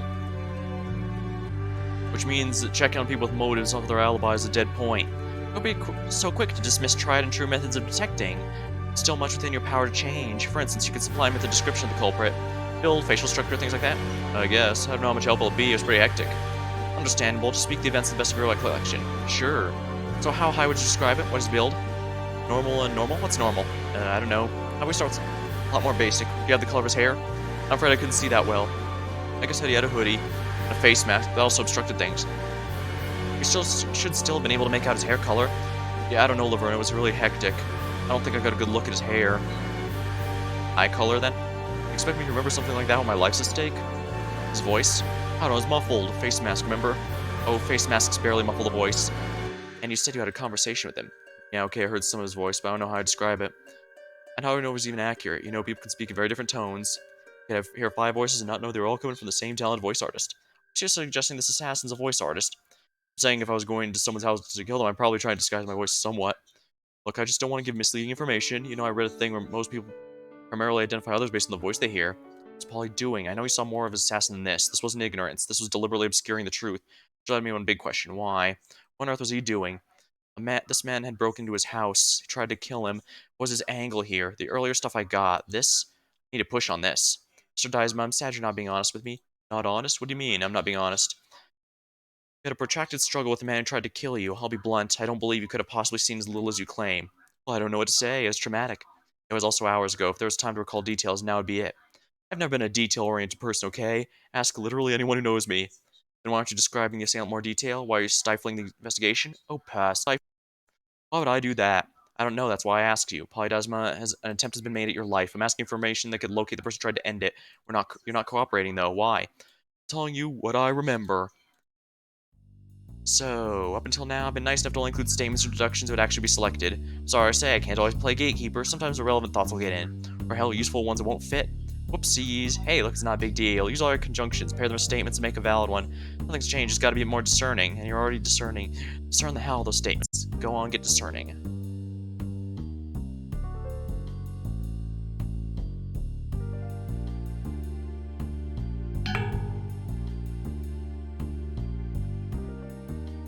Polly can't give details about the assassination, but Polly is lying because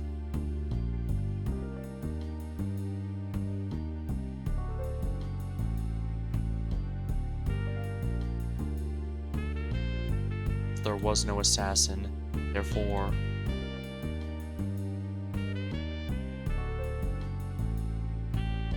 third party seen, but Polly can't give details about the assassin because there was no assassin, therefore Polly's lying.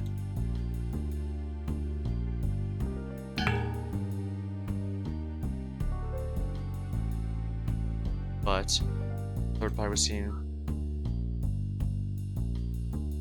where Polly is lying because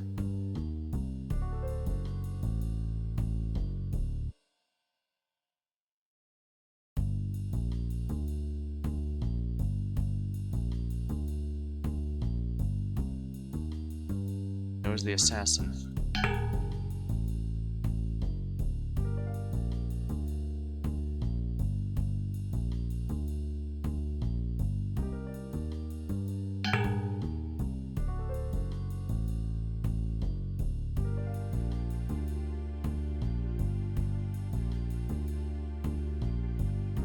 Close proximity, therefore knows the assassin.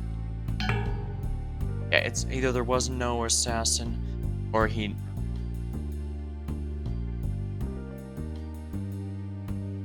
Alright, so I'm pretty sure these two are correct, or at least on the right track.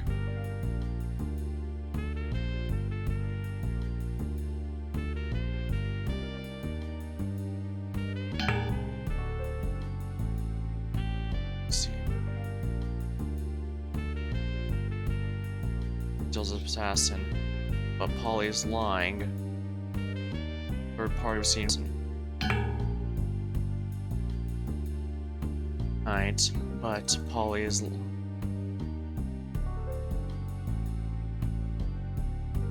Third party was seen.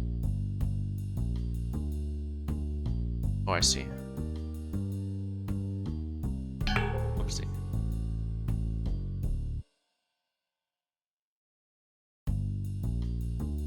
Okay.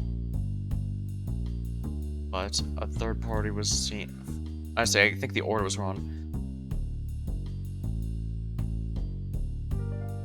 Therefore, Polly is lying because assassin. but...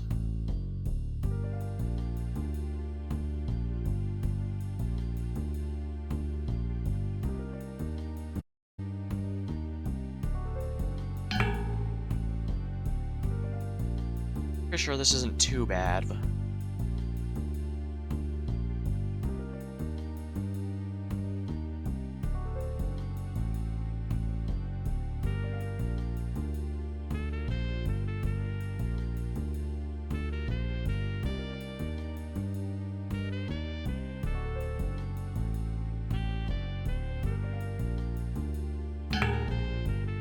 Polly can't give details, but he was in close proximity. Therefore, Polly is lying because the assassin. Recognize the assassin. What? That's the only thing that makes sense. Maybe you didn't in the moment, but right now you clearly know who tried to kill you. That's mean absolutely absurd. What sort of detective are you? Smart kind. Kind that realizes that if this was a hired killer, you'd have no trouble describing them.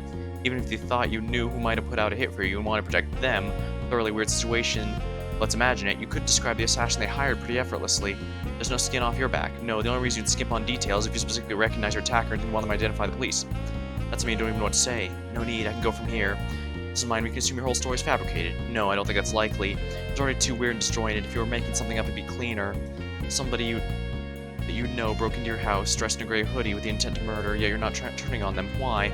Sort of loyalty? For you to cover someone who tried to kill you must be extremely close. Seriously? That doesn't make any sense. Exactly. If someone very close to you tried to kill you, you'd feel betrayed. Yeah, you'd feel outraged. Take no offense on this, Mr. Deisma, but you strike me as a largely emotional person, someone to be driven by short-term impulses, not thinking about the larger picture. If somebody that you trusted snuck into your house trying to murder you, you'd be outraged, you'd be fuming. I resent that description. Resentment noted, but I don't care if you resent the description, I care if you object to it. I mean, if not objecting to it will get you to realize how dumb it is right now, then fine, you got me. I'm dumb and emotional. If one of my friends tried to kill me, I'd say, obviously. So can you drop this? Drop this. Mr. Deisman, now things are interesting. The assassin, somebody you feel close enough you'd recognize them despite everything. Somebody you'd go as far as to lying to the police to prevent them from being found out, and yet somebody that you wouldn't be outraged at for trying to murder you. Somebody you don't necessarily trust. Of course, have to be somebody who'd actually plausibly do something like this. It could be someone with too much to lose. Nobody high on the social pecking order, because sneaking into your house to kill you themselves isn't that style of the elite. It's beneath them, it's unnecessary. So then, the killer's somebody you know and feel like you have to protect, but not close with, you don't trust. On top of that, the person isn't wealthy, which means you wouldn't be an indicator of much, but considering societal... Enough. Polly was starting to get annoyed. Totally off base, Miss Smith. Do you really think I would... Polly was interrupted by the door opening. I thought I was told I'd have... My complaint would stop in its tracks and actually turn around to see who opened the door. Well, isn't this an interesting development? Right in the door frame played Art Deisma, Polly's brother. Behind him stood Kara, looking a lot less enthused. For a moment, Art and Polly just looked at each other. Despite no words being exchanged, I could feel an intensity in the air. Maybe I was just imagining things. But by the look on Kara's face, I wasn't the only one who felt it. Then Art took a step forward, then another. Then all of a sudden, Art was hugging Polly tightly. Polly was quite understandably taken aback by this. He was unsure how to respond. Acts of brotherly love like this were likely uncommon. Still, Polly knew to play along. With a somewhat strained look on his face, he hugged Art back.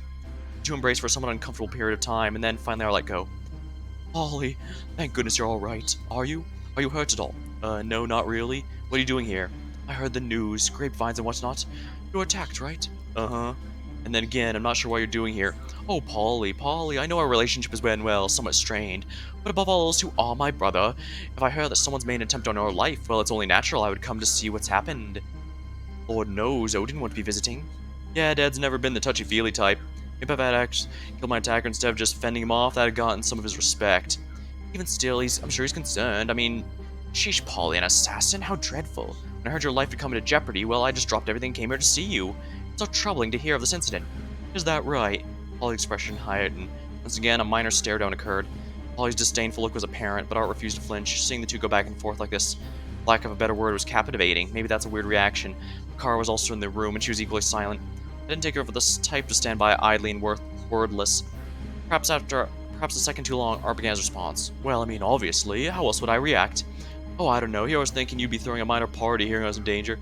No, Polly, I realize you're in shock, but there's some jokes simply not in good taste. I wasn't joking. Seriously, Polly, who do you take me for? Even with our differences, our fights, brother can't be happy with the death of another. No, I thought that too. Another beat. Then Art turned on me. Miss Smith, do I have that right? Excellent, name your art. Pleasure to see you at the scene. Our relationship may not have been entirely pleasant, but our last meeting proved your capabilities. I'm happy to see that such good hands are on my brother's case. Mr. Dye, you are aware that Panthea's police force is currently providing their full attention to the case. Yeah, sure, but between you and me, the police force... they're okay. I see what you mean. Of course, I'm grateful for their services, unquestionably, but it's good to have as many set of eyes as something like this as possible. A single eye can make a dimensional difference. Yeah, 3D movies, very clever. You have any theories? Any ideas we could have done this? It's the early stages, lots of possibilities to consider. Right. Considering Polly's storied past, well, no doubt you have your hands full with suspects. A lot of people would like to do my brother in. And what the hell is that supposed to mean? Finally, Kara decided to start speaking. Oh, come on, Kara. Surely you know what my brother's like. Yeah, I do, and I know he doesn't have lists of people who want to kill him. Is that your opinion? You know, maybe they came after me to get at you, Art. Hurt the people close to your target. Why, this is an interesting theory. Well, yeah, right? I mean, if we're talking about people with a lot of enemies, you fit the bill as well, a lot better. A lot of your enemies would be a lot more willing to go to tactics like this. Really, Polly? We're going to there? Isn't that beneath you? Yeah, I guess we're both reaching new lows today. You're crazy if you think this even gets close to your lowest point. I'm really starting to resent your implications. That right. Maybe don't give these implications ground, huh? Ground? Why? At this point, Art turned to look at me. Polly and Kara quickly turned to. Before I knew it, all three were giving me a rather pointed look. Or a pointed stare. I pick up on social cues as much as I like to hear this conversation. Fine. What? Perhaps surprisingly, I can read the mood, and one of my least favorite pastimes, staying in rooms which I am not wanted. I think I heard what I need to regarding the crime from Polly. Okay, Polly. Rest assured, Mr. Dysma, your would-be assassin will be brought to justice, no matter who would prefer otherwise. Right, thanks. I began to walk to the door. However, before I reach, I paused my tracks. Oh, one other thing. The actual cops are far from over with any of you. So go on, have a conversation, but I get your story straight, especially that part about Vel's Polly. Feeling Seth is going to be really pushy about that, so, mind yourselves. Before I could see the reactions, I continued out the door, back to the main area of the house. Ariane, Seth, and Baldera were still sitting around discussing things. On the nearby counter was collected evidence. I walked over to the group. Miss Smith, did you get what you wanted? Oh, I got more than just what I wanted. That's good, right? Sounds good. I mean, it's gotta be good, right? She'd be saying it differently if it wasn't. It's Laverna Baldera. I don't think we could use that as an indicator. It's good. It is good, Seth. Thank you for asking. More to the point, I imagine you let Art and Dysman in the house? Of course. Well, if I were you, I'd go join Art and Polly. The conversation seems fruitful. Ariane looked hesitantly at Seth and Baldera, then she nodded. Very well. She moved out of the room. Seth followed in her stead. Baldera, however, stayed. Oh, damn it, what is this? Not interested in those affairs? Join up in those in a minute. Baldera looked down. Looked like she was struggling with her words. That was a good sign, right? I want to say something to you. I looked over the door. Art and Polly had probably caused a lengthy scene. Well, speech is your capabilities. Speech is in your capability, is it not? Surprisingly, this actually elicited a small chuckle from Baldera. Don't change, love. Others might want you to, but you really shouldn't. I don't intend to. Good. You're good as is, and that includes your decisions. Oh, what's this about? I want to talk about what we talked about last time. I want to say I'm sorry. You're sorry? Right, I acted cold. I've been acting cold since, and that's not fair. You were just looking out for me. Thought I could handle the truth, and it turns out, I don't know if I can. Hesitation's natural, Baldera. I'd be more concerned if you hadn't. If you're referring to the truth, I think you can handle it. Let me be clear, your accusation relied heavily on circumstantial evidence. They were vague, unfocused, nothing's in reality. I didn't make accusations, I simply gave facts. Uh-huh. Look, maybe you're right, maybe you're wrong. I'll get to the bottom of it all one way or another, but regardless, I shouldn't blame you for asking questions. We're both detectives.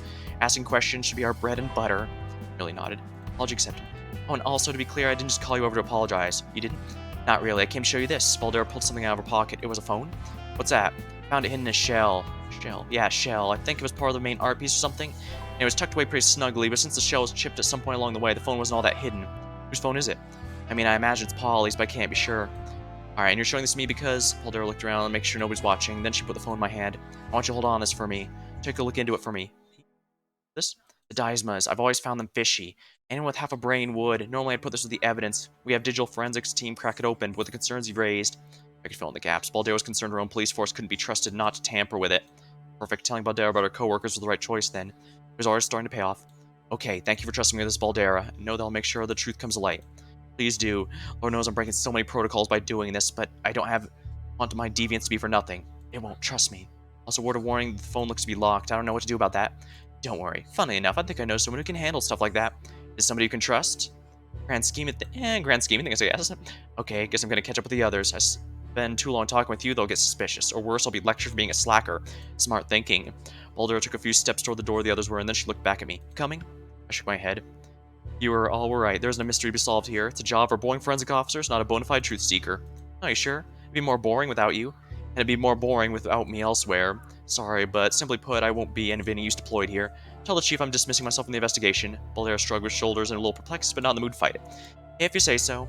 Like that, Boldero walked away, and there I was, alone. A single glorious moment, I was all alone. Finally, I'd be leaving the scene soon enough, job more than done, but first, there was a matter that needed to be handled. I walked over the counter with all the evidence lined up. I stood right above the box, collecting hair samples, and then, with a single gloved hand, I opened the box lid. Inside was filled with a bunch of tiny plastic bags, each with a hair or two carefully placed. It was a cavalcade of evidence. I could undoubtedly say about everybody who's been in this house. For people who didn't want information to be discovered, it was natural what they do. So my next move was obvious. I began stuffing the plastic bags in my pocket. 5 or 6, I moved them in the box in my pocket. I was a little nervous if I'd be able to take them all, but lo and behold, in a matter of seconds, I completely emptied it. Good. I put the box's lid back on, and then, without a moment's hesitation, I walked right out the front door. It would have been funny if Pandora was in charge of that evidence box, because then it wouldn't be, Pandora's box. You get it, it's a good joke. You know what, screw it, I'm retconning it. Pandora owned the evidence box, she donated the Force like years ago. Who cares if it's not true? It's not like that affects anything. Sorry for the spoilers, sorry if I spoiled the facts. Who owned the box initially isn't going to be some groundbreaking piece of the mystery narrative. Thank you, apologies accepted. I didn't actually mean it. It's clearly not a spoiler. Yeah, at this point I'm clearly choosing the ones that mess with her. Then why'd you apologize? That's, you know what? I don't know. I guess I'm just touchy about the whole spoiler aspect. You see, I have this friend, a real annoying dude, always nip lectures, but he's handy with tech shit, so I keep him around. He says I have a real problem spoiling things for him. What can I say? I'm a real chatty Cathy. I like to talk. I just think people have different definitions of spoilers.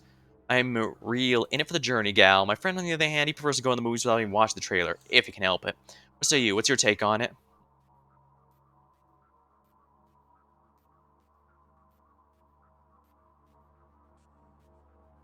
This really depends. I mean, I do try to go in fresh just for the max amount, but I'm not the end of the world, really. Reasonable take. I hate it. Reasonable take's the worst. Wholesome conviction, damn it. Anyways, I define spoilers like actual reveals. Random plot detail from early on is not a spoiler, and even if it was, it shouldn't matter. Science backs me up on this. Studies show that going to a work knowing a spoiler actually holds to increased enjoyment. Well, that explains why some of the stuff I went in specifically for a specific thing that happened within it increased my overall interest. Crazy, right?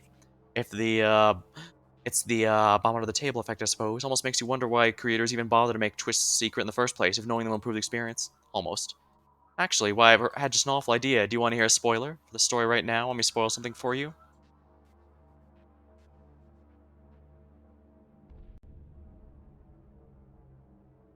I don't think it matters. Okay, then. Really? You'll really let me do this? Actually, now that I think about it, it doesn't feel right just, do this. It feels like you should have to pay for it. Say 30 chips? Yeah, 30 chips sounds right. What do you say? Spoiler on the house. Never mind. What, now it gets a little pricey on the year out? Can't afford to throw in a bit of cash? Sheesh. That's why the economy's in the shitter. I imagine if I had said no, she might have done it just to mess with me. Alright, we're gonna go with another one here. I'll have to edit 2 halves together. Again, after this, a bit annoying, but that's how it goes. In the hand. There are but so many ways to describe making your way to a crime scene, just like there are so many ways to make an entrance. I'm tired of attempting to make creativity with theatrics. At this point, they'd serve their purpose. They hardly seem necessary. Instead, I decided to approach it straightforwardly. I knew where the scene of crime was. I took the direct path towards it. Simple. However, before I actually reached the scene, I was met with a familiar yet unwelcome face in my periphery. In the hand. Oh dear. Preemptive, oh dear. Gotta say, that's rare. See that one too often. Anyways, how do you do, Laverna? How's life this fine morning? Life is fine, those who have it. Unfortunately, the number of us who still possess it has dropped. Thusly, I have been summoning to the scene. People die every day, Laverna. With that logic, you'd be summoned everywhere all the time. Why is it, Kane, that I see you so frequently? Usually when individuals present at so many landmarks of a tragedy, they're either a detective or a criminal. Oh, come on, that's not fair. I'm a journalist. That's gotta fit in the detective category, right? Excuse me? You would dare conflate journalism with the noble profession of a detective. Noble? Actually, no, I'm not getting into that. Not full-on detective, obviously, but a side variant. At best, I grant journalists their own third category. Even still, that doesn't explain your presence. It's quite early. What would motivate you to wake up this hour? Hey, I could ask you the same thing. Why are you here? I was actually called to the scene. So was I. Who called you? Not who, but what. I was called by the story. What a cheesy line. I see, a valid defense. With that, I tried to keep walking. Kane wasn't ready to end the conversation, however. Anyways, Laverna and I met up with your sister recently. Oh. Yeah, we had a nice conversation at Smith's. It was nice. Eris is pretty sharp. Well, I guess that tracks after all. Family genes or something. Anyways, point is, I talked with Eris. Is that right? Wow, what's his interesting tone? Cold, Laverna. So cold. To be frank, Kane, I couldn't care less. What about your affairs or hers? You don't mean that. The two of you are sisters, aren't you? Surely you care just a little bit. What makes you think that? Or for one, she talked about a favor she did for you recently via your website. That doesn't seem like a favor asked for or developed on if there was no connection whatsoever. She spoke of that, did she? Damn Eris and her loose lips. That's supposed to be some secret? Oh man, my bad. I didn't mean to rat on Eris like that. I mean, I was the one prodding her about it in the first place. Are we going to blame anyone for the incident? Blame me. Oh, believe me, I do. Well, that does raise a question. Why were you prodding her on such a subject? See, I was looking into your background a bit. Nothing shady, I swear. I just want to do a story on you. Story on me? Yeah, it'd be great. I mean, no one can deny you certainly have a style about you. Ace Detective Panthea, helping out the incompetent police force. Yeah, it's definitely an article story should run. You sound enthused. Not one for Starlight. I did not get in this business for fame, and to highlight me is to miss the point entirely. Missing the point, huh? Alright, I'll buy that, so mind telling me what the point is? The story should never be about the detective, rather it should be about the victim. In the end, the murdered party is the main actor in a homicide. It is their life that should be remembered and honored. Victim's the main actor in most murders. That's an interesting perspective. I get it, not being the detective. You're an invisible hand of justice, a non-party, yada yada, but usually people would call the murderer the main party, a murderer, not a victim. People would be wrong. Well, I'm not making a judgment call, I'm just saying it's an interesting distinction. Probably says something, though damned if I know. Looping back the point, I do get your sentiment. Still, doing a story on you is way easier. To change targets, I need a victim worth writing about. Oh, do not worry. If you're looking for a star victim whose story we should tell, I can supply you with one without too long. That right. Let me throw out a random name and see how you react. Maximilian Collins. I tried to stifle my surprise. I usually manage to do that pretty well. However, Kane's smile told me I wasn't successful in this instance. Right, that's all I need. Utterly impressive, I must say. I might ask, how exactly did you come to this conclusion? It's a very specific one. Oh, a magician never reveals his secrets. Kane? It's nothing complicated. I've been looking into you. You've been looking a lot into Max. Looking into you, I found traces of you looking into Max. Simple as that. Simple as that, huh? If Kane could track my activities, I was definitely not concealing myself well enough. That's a problem to circle back to. In that case, well researched. So you think we'll crack the case? I gotta admit, a city with a surprisingly high homicide rate, that double murder back of the gala still sticks out like a sour thumb. I know sure as hell wouldn't figure out what happened there. You seem to be the best chance this place has to getting some answers. If that isn't the half of it. Look, Kane, I'm not a soothsayer. I know not the future, nor the past, nor would I be the greatest detective in the world. I'm not saying I'm not. Nor the past, or I would be the greatest detective in the world. I'm not saying I'm not, just saying that fact would not be in dispute. We're able to glean the past with absolute accuracy. I simply know the present. In my present, I'm searching for a truth that has been buried. And I know I'll not rest until I find what I seek. I know I have the skills to uncover any mystery I set my mind to, and therefore I know that sooner or later I shall have the story of Maximilian Collins you so desire. Neat. Sounds exciting. I'll be waiting for it at the edge of my seat. Anyways, enough small talk. We're here today because of the current incident, not incidents in the past or possible future. Man was shot in Panthea's Central Park in the middle of the night. A government official, no less. Scary stuff. We live in dangerous times. In fact, you seem to admit from your articles, I might add. Bad details. So you think you're going to be able to solve this one? I am an ace detective, unparalleled in deductive skills. I intend to pursue this crime with my full attention. With that in mind, I can only surmise the criminal will indeed be captured. You know, last time we met up, I remember having conversations awful lot like this one, except back then you failed to catch the criminal. It seems to me you do a bit more talking than you do solving. I could feel my face scrunch up. It was a moment of surprisingly legitimate indignation. For the record, I had that case solved. Were not for the fact that my proof was deemed ineffective, the thief would currently be in handcuffs. Alright, well, first of all, A, probably not. At this point, the thief would probably be in jail. People do not wear handcuffs 24/7 in jail. Or maybe they'd be on bail, I don't know. But B, that's a pretty big if. If I recall correctly, I did not say the word if. Laverne, I don't even kind of care. My point is proof seems like a pretty big part of this whole solving process. That being illegitimate isn't something you can just shrug off. I mean, could you imagine if a murder mystery just ignored proof? Mr. White, you're the murderer. Can you prove it? No, but you definitely did it. You're shady looking son of a... Damn, you got me. That point made. For information, despite the victim tragically passing away, the case of the vanishing vase is still open in my eyes. In fact, I plan on bringing charges against the true culprit any day now. I simply await the correct time to strike. That right. Hope you catch your guy, and I hope you catch the guy who did this one for that matter. As do I. Kane looked over the crime scene where the police officers were clearly visible. Alright, well, we probably shouldn't keep you from your work much longer. There's a murder to solve and all. Good luck with your detectiving. Give me a good story. Thank you, Kane. I'll be sure to do just that. I began to move further down the trail. Then after a few steps, I stopped. Actually, Kane? Yeah? For a moment before speaking, I thought to myself, is this a good idea? Should I say this? I took a moment of consideration before I landed on the answer. In the end, things were coming to a head. Time was precious. Every moment was wasted was meaningful. More to the point, I doubted it could bring about any real blowback. So then, why not? I could throw some leads right now if you like. Leads? Just some things you might wish to follow up on in your own time. Here's suggestions. Alright, throw them at me.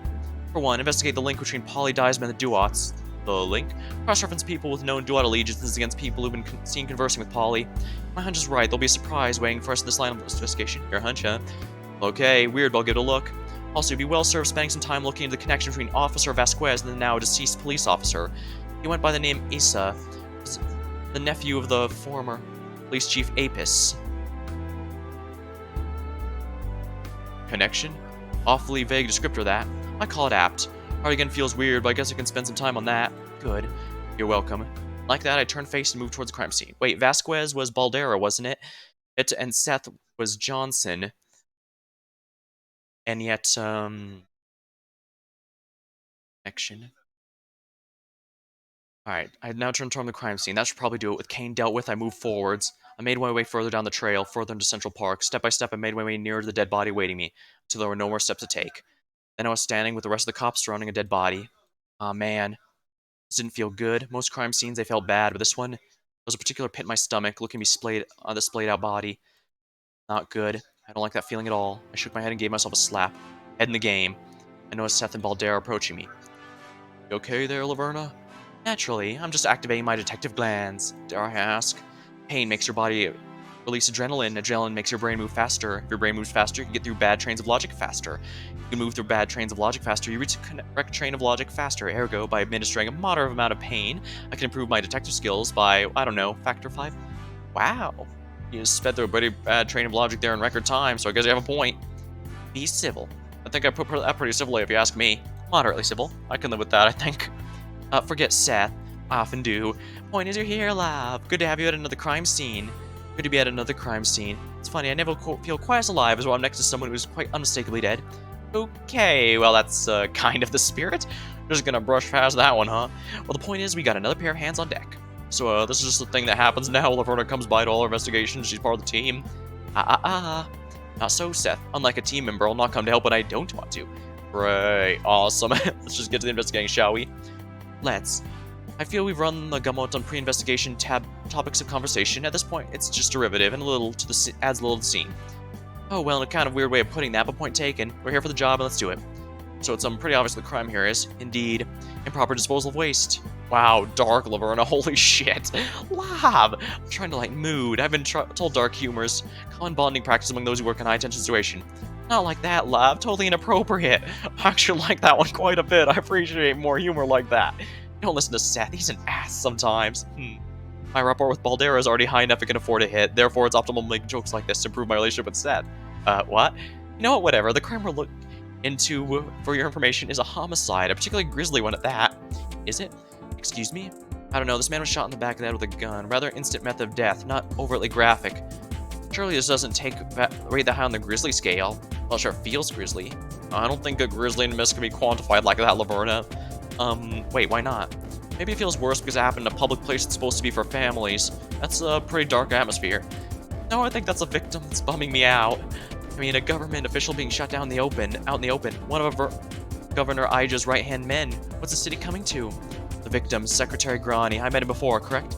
Yeah, at Ija's gala. Yeah, the man you accused of murder. Right. I remember now. You quite laid into him, didn't you?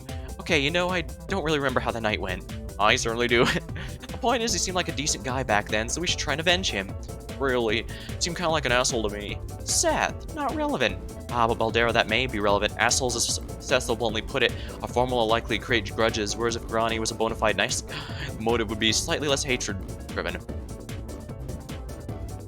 Well, I suppose nice guy versus quote-unquote nice guy is a very large difference. Baldera should credit this. No, that doesn't have anything to do with it. Oh? Pretty sure this is a robbery case. I mean, unlike the perp, it's unlikely the perp even knew Grani in the first place. Is that right? Elucidate me on the reasoning that's brought you to this conclusion. His wallet's been emptied, he doesn't have any valuables on him. Pretty random location. Signs point to a typical hold-up burglary gone wrong. Perhaps. Aren't you jumping to conclusions a little quickly with that, though? At this, Seth audibly groaned. I thought I might. Seriously? I knew this would happen. Speak up, Seth. I have trouble hearing you when you grumble like that. That wasn't... You know what? Just look, Laverna. Don't make this more complicated than it really needs to be. I know you like to make a big thing out of every mystery. But sometimes a robbery is a robbery. Sometimes a duck is a duck. I nodded. Sometimes. And and sometimes an elaborate conspiracy filled with multiple betrayals. It's my job to sort between the two. And how are you gonna do that? Seth sounded pretty fed up with me. Maybe I should put him on his toes a bit. I looked around the scene of the crime. Let's see, this not a particularly odd place to commit a murder, but it's not like there's a normal place to commit a murder. Actually, Laverna, I know you're going to start listing out places you'd expect murder to happen, so please try and stay focused. Why sour the mood, Seth? More to the point, how'd you know? Let's call it deduction and move on. Call it deduction and move on. Well, we may make a detective out of you yet. I'm getting a headache. Poor Baldera pulled us into a thoroughly unnecessary tangent. I was in the middle of pointing out a peculiarity of this crime scene. It's a Central Park, for peak's sake, an extremely public area. Some might even call it the heart of Panthea, and look right over there. I pointed to a set of branches nearby. The scene is within short range of a meeting area. Surely you'd be hesitant to commit a robbery here. Baldera shook her head. Sorry to say, Laverna, but I don't think you're right. Our preliminary autopsy puts the time of death smack dab in the middle of the night, closer to morning even. Time like this, almost nobody's around. You could reasonably expect absolutely no witnesses. In fact, we even got one as a minor miracle. Oh, so you've taken a swing against me. However, I still say the scene is odd. I didn't want to move on from this point quite yet. Rather, now, instead of questioning the place, I question the time. If nobody was around this late, why was someone attempting a robbery? How should we know? The criminal could be any low-life scum. Could be a junkie up at late hours of the night. Prime of our opportunity. Or the robber specifically chose victims this late at night. Just because almost nobody around doesn't mean that there couldn't be a few strangers passing by, and if nobody did come, no harm, no foul. Yeah, see, exactly. Plenty of plausible explanations, so quit trying to make a crime more interesting than it really is. Well, forgive me for having a sense of adventure. Adventure? Our investigative dialogue was going well. However, then we experienced a familiar interruption. Walking over was the chief of police, Ariane. Didn't get a hit. Ah, that's a real shame. For a moment, I just thought Ariane was skipped by my presence, which I wouldn't have objected to. Instead, after a quip, she locked eyes with me. I tried to remain unfazed, though I have to admit Ariane's aura slightly put me on guard. Probably been that way ever since I confronted her at Nahoy's nest. Definitely been that way since I got wise to her part in things. Laverna, so you're here for this investigation? Well, is that right? I nodded my head. Happy to help, as always. Ariane turned to Baldera. Ms. Vasquez, I do not have an issue with Miss Smith's presence. However, I'd appreciate if we did not make keeping me in the dark about her inviting her common practice. Sorry, ma'am. I didn't mean to be honest. You were just busy with the witness debriefing. That's an excuse. No, ma'am. Chief sighed. Very well, then. Let us proceed. Sorry, Chief. Yes, Mr. Johnson. You've looked over the scene at this point, yeah? Naturally. After initial canvassing, what do you think our odds are of actually catching this killer? Mr. Johnson, I greatly dislike this line of questioning. Our odds of success should not influence how we do our job. Sorry, ma'am. Then Ariane closed her eyes briefly before opening them. I do not believe we have a great chance of catching this culprit. Signs point to this being a spontaneous crime with a motive of robbery, no relation to the victim and the killer. There aren't any definitive witnesses, no cameras. In lieu of forensic evidence, it'll be difficult to come up with a hard suspect, even harder to mount a prosecution. How dreary. Crime often is. I must say, Laverna, I do find your presence curious. Like the last time we came to, this isn't much of a traditional mystery to be solved. I know those are situations you thrive in, as well as situations you prefer. Indeed, I too bear umbrage at this. This appears to be an utter failure at utilizing my skill set, akin to cutting a pizza with a battle axe. Pray tell, why was I brought? Lav, you were the one who called me, asked if I had interesting cases. Yes, interesting cases. Important qualifier. I'm sorry, Baldera meekly looked down. Ah, well, still aid where I can. After all, Seth has laid down quite the gauntlet at my feet. Betting that I couldn't disprove the notion this was a robbery. Who does he think he is? Excuse me? I did no such thing. Oh, you certainly did. It's called subtext. It's called delusion. This discussion's unproductive. If you wish to lend your skills to this investigation, do so at your own discretion. I shall. I deduced that there was a witness? You mean you heard that there was a witness? Yes, whichever. That seems important. However, before I come to battle, I must first arm myself. The weapon of interrogation is often lie displaced around the corpse. You want to examine the crime scene a little closer? I nodded. I didn't notice one of you amongst us was paying attention. A fair place to begin. With approval, I began moving close to the corpse. However, before I could get too close, Baldera spoke. Hey, Lav? Yes, dear Baldera? This is an important investigation. The crime scene's not to be taken lightly. She spoke in a stunted manner, but her eyes were intense. I could get what she was trying to convey to me. Chief of Police is here. She's less forgiving than us. It's very thin ice. Right. Probably wasn't smart to get on our bad side now, then. I nodded to indicate my understanding of Baldera. Understood. I shall save my asparagus ventriloquism for another day. Excuse me? Oh, Laverna. You and your non-sequiturs. Always so amusing. Isn't that right, Seth? Leave me out of this, please. Alright, that's enough of that. Took a few steps forward until I was right next to the body. I bent down to get a better look. Sheesh, looking at the body for the first time in the light of day, I'd made fun of Baldera, but sure enough, it's a grisly sight. Bullet had done a number on this guy. I'm sorry, Gani. I don't think I could call you a good person, but more than likely, you didn't deserve this. I just have to make sure your death wasn't in vain. Alright, okay. Let's see, Grani was about this tall from the looks of things. Held my hand out of the relevant height. Seems about right. Alright, and Seth also... That's the case, that tells us a bit. Took a step away from the body, keeping my hand at the same level. I angled my hand slightly downwards. Alright, so obviously this is a rough approximation. From the looks of things, he was shot around here. Bullet struck about where I'm holding my hand, but I noticed the wound just slightly angled upward, which means the bullet starts trajectory at some point along this line. Moved my hand away and slowly down the angle I mimicked. I kept moving all the way until I put my hands nearby bushes. Ah, smart thinking, Lav. Right. With this, we know the killer was probably slightly shorter than Grani. Must have put the gun right up to his head. Or the killer was very short and shot him from a bit of a distance. Or the killer was lying in the bushes when they shot him. Yeah, I guess those are all possible scenarios. Try and focus on the likely possibilities then, shall we? Right, sorry. I've noticed something weird about the body. Do tell. Ghani, his outfit's totally not in his style. Right, I thought so too. Are you really criticizing the victim's fashion sense? It's not that. Rather, it's not irrelevant the way you're putting it. I mean, he was wearing an oversized dark hoodie. That is atypical for Ghani. Well, you know, people can try mixing up their style. Just notable is all, and worth noting, due to the tear in the hoodie, he must have had his hood up when he was shot. That's been noted. Did you disturb the body, or was the hood down when you found it? It was down. Then why would a robber remove Ghani's hood? Careful with the speculation, Averna. The man fell to the ground after being shot. It's entirely possible the hood came loose from his head during the fall. I had no choice but to nod at this, but I'd forgotten about that possibility, but Ariane was right. This didn't prove much on its own. For the record, does Ghani happen to live near here? Oh, that's... Seth looked down awkwardly. He doesn't live particularly close, like he's not super far, but it's not right in this area.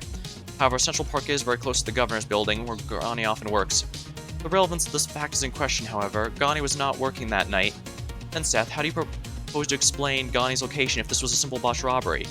Well, he didn't live too far from here. Maybe he just couldn't sleep and went for a late-night run. I've been told something people are in shape to do. Late-night run, in this wardrobe, seems awfully implausible. That's one of 1,000 different explanations. I don't know. He was on a bar crawl. Toxicology report will determine if he was in fact inebriated at his time of death. It's just an example. Badgering Seth further is likely not worth it. There'd be a time to break through this robbery theory, but I need more bullets to fire in his direction. Ironically, I knew exactly where to find more. I walked over back to the body and looked closer to the victim's head wound. Well, well, well, isn't this interesting? So you noticed. How could I not? This is quite a particular omission. Whenever the murder weapon's removed from the crime scene afterwards. Huh. That's a weird way of putting that. Am I wrong? Not at all, just a perspective I considered. Not a perspective I considered. Just goes to show, until you look at something from someone else's window, you're just seeing a photo of reality. Wise word, my friend. Back to the task at hand, however, I must inquire as to why the bullet was removed from the late Ghani's skull. Quite a gruesome task, which would turn most men's stomachs. You can't dismiss it as a mere haphazard action. Yeah, probably not. Maybe the gun the culprit used connects to another crime. Killer knew the ballistics records we have on file connect us to them? Possibly, though it's quite a clever line of thinking to come up so quickly. Seems atypical for a random drug you seem to be intent on pinning the crime on. Well, maybe the bullet wasn't taken out for some clever reason. Maybe the murderer just had some screws loose, took the bullet as a trophy. That seems highly eccentric, to the point of contrivance almost. Really, Lav, are you the person to try and raise this point? Do not downplay the depths of depravity Panthea's scum may stoop to. Deviants are often filthy individuals and in need of serious help, utterly beholden to more normal sensibilities. I held my tongue on that point. I doubt arguing with Ariane right now would accomplish much. It's a good clue, Laverna. We should keep in mind moving forwards. Though I wanted to push for further on the missing bullet, I decided to back off, as it stood as too broad a clue to be used effectively. What else could be used? Bent down and began rifling through Ghani's pockets. A few seconds later, I took out a phone. It was thoroughly broken. Ah, clue. Is that necessary? Honestly, I'm just glad she doesn't do that every time she finds a piece of evidence. The track record, I wouldn't put it past her. But I found in Ghani's pocket. I proudly held out the broken phone with my gloved hand. Yes, the phone. We already have that logged in evidence. Really? Aw, and here I thought I had something neat. Obviously, we checked the pockets, Laverna. How incompetent do you think we are? Don't. I know right when I said it, just don't. I shan't. Instead, I'll raise the possibility I know you've already wisely considered. Is it possible the phone's destruction was attributed not to the whims of chance, but instead the gun-wielding perpetrator behind the case? It is. Why, that's quite a matter of fact. Then hello, clue. If the killer broke the phone, this means they wished to conceal what was written inside. A huge clue. Lav, I don't like being Seth about this, excuse me, but we really don't know what the phone breaking has to do with this murder. We don't know when it broke or how. I guess. We're just gonna push back the fact Baldera's turned my name to a verb. I don't consent to that, I object. Lighten up, Mr. Johnson. What? Seth fizzled out. Still, the phone's broken as being chalked up as a mere coincidence seems an incredibly dull way of viewing things. Laverna, we take these things into account. We'll not forget this fact. However, on its own, the broken phone's weight as evidence is quite light. It's not on its own. I dripped off, whatever. I knew when I was being stonewalled. Turned back around to the victim. Began giving a final thorough search. Looking at it from a variety of angles. up close and from a distance. Finally, I gingerly lifted one of Granny's outstretched arms. Nothing was under it. So this it? In what sense? Like evidentiary. Have you removed anything from the scene? Bag, clues, move important items, anything of that sort? No. I mean, I don't think so. I shouldn't have. Sheesh, wouldn't you know best, Seth? Get it together, would you? Sorry. Seth didn't know best. Why is that? Oh, Seth here was one of the first officers to arrive at the scene of the crime. Yeah, me and Pandora got here initially. Before that point, the witness stood next to the body, and after they arrived, waiting for the rest of us, Pandora took an initial statement for the witness while Seth secured the scene, so nothing should have been removed from the place. I nodded. I understood. Got it. That's an important piece, I'll note it. Is it really? The witness didn't get to the scene of crime immediately. The killer still had time to tamper with stuff. Yeah, the missing bullet's proof enough of that. Alright, so I don't think it matters that much. Instead of responding to this, I turned around the victim one last time. I gave Gani a small nod, then I turned back to the group. Okay. We've circled around the truth for long enough. I wish to converse directly with the witness. Alright, cool. Let's go talk to her. Hold on a second. As I began to put past her, Ariane put a hand on my shoulder. I would hope there's no need for me to say this. Still, I must state this nonetheless. The person you're about to talk to is not just a witness. They're the governor of Panthea. Unlike you, they are not accustomed to stumbling across bodies, much less the bodies of people they are close to. Governor Ija is rightfully shaken. I know how you can get, and I would like to remind you of your position. Ask questions, learn the truth, be a detective, but I will not tolerate excessive badgering. Since you are not conducting yourself in a manner befitting an investigator cooperating with the Panthean police force, I'll end the interview and promptly eject you from the scene. Do I make myself clear? Crystal, I gave Ariane my most innocent smile. Relax, Chief, I know my manners. I asked what Ija saw, nothing more. I'll be fine. Ariane didn't respond, then just sagely nodded. With that settled, I walked over to the benches and approached one Governor Ija, who was talking with Officer Pandora. Okay then, how about this? Will my laptop get heavier if I download more files on it? That's a fair... Sorry, Pandora, it appears we'll have to put our chat on hold. Ija then turned carefully towards us. Laverna, correct? My, you remembered me, I'm flattered. Of course I remember you. You're the intelligent young lady who aided the investigation during that truly awful event that took place at my gala. If I remember correctly, I offered you a job at the time. You did indeed. Again, sorry for declining. Ija simply shook her head. There's no need for that. The offer was a mistake on my part to begin with. Looking at you now, it seems clear being a private investigator suits you much better. Still, I don't offer employment to just anyone. It's only natural I remember you after that. I smiled appreciatively. So, Governor, I can't help but notice the victim in this case was your secretary. This must be difficult. A slight frown clouded Ija's face. Yes, Gani. He was a very good employee. And with me for a while. It seemed, well, less than dependable at times, but I knew he always truly had my back, and there was nothing more valuable than that to my line of work. Finding his body is traumatic, to be honest. Well, I just have to move forward past this incident. I know that it's what Mr. Gani would have wanted, though he also wouldn't hate it if he did stop to grieve, at least for a bit. A desire I plan on fulfilling. I scanned Ija's face as she gave this explanation. This was a civil meeting so far, but really I just one thought in the back of my mind. What exactly was Ija's angle in all of this? I knew a good part at least, or at least I thought I knew a good part. However, the full truth, well, I'd have to go forward with this interview to get any further with that. I know this is hard for you, however I wish to do everything in my power to bring the monster who killed Gani to swift justice. To do so I require your testimony. If at all possible, could you describe how you found the body? Of course, anything I can do to help, I will do. I just want the truth to come out. That said, I'm not sure how much help my story will actually be. It's pretty short and uneventful. That's fine. Really, anything you say will be a huge help. The smallest detail might turn the world. Smallest detail might turn the world, huh? I like that. That's a nice saying. I couldn't tell if Ija meant that or she was just being diplomatic. I thought it was actually pretty uninspired. I had a dozen sayings just sitting in my back pocket for the right time that I like just way more than that one. Alright, where should I begin? Give me a moment to recollect my thoughts. Ija closed her eyes and put her hands to her temple. For a moment she just breathed. When she was done recollecting herself, she put her hands back down and smiled. Last night started like many. I was working late hours back at my office. I've been doing that a lot as of late. Upcoming election and whatnot. What can I say? I guess I'm a bit of a workaholic, you know? Some weeks I end up spending more nights sleeping in my office than I do in my actual house. Well, those are sacrifices you have to make if you wish to be an effective leader, I suppose. At any rate, it was extremely late. Past the time those with a functional sleep schedule should be awake. Really, someone in my position should not be up at the hour I was. It has a cavalcade of negative effects on your health, and it takes effort to realign your sleep schedules. Regardless, this was the way of things. Easier said than done, I suppose. At any rate, I was met with a bit of insomnia. Happens now and then. When I'm at the office late and unable to do anything else, sometimes I decide to go out to the nearby Central Park for a walk. It clears my head. Something about the open night air, the stillness of it all. But I'm missing the point, aren't I? So I leave my building in the middle of the night, closer to daytime, really, for a walk. Go to the park. For some time, I'm just walking. No real point, it's just aimless wandering. I'm deep in thought, then all of a sudden I hear a gunshot, or at least it sounds like a gunshot. I'm frightened, of course, but if one of my constituents had been injured, my civic duty was to go and try and help them, stop any preventable deaths. I ran to where I heard the gunshot from. Why, you ran towards a gunshot, late at night by yourself? That's brave. I'd sooner call it stupidity, but thank you.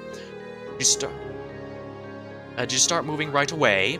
More or less, right away, yes. However, I was a fair distance from the source of the gunshot. It did take a minute or two for me to arrive at the scene, but not particularly long.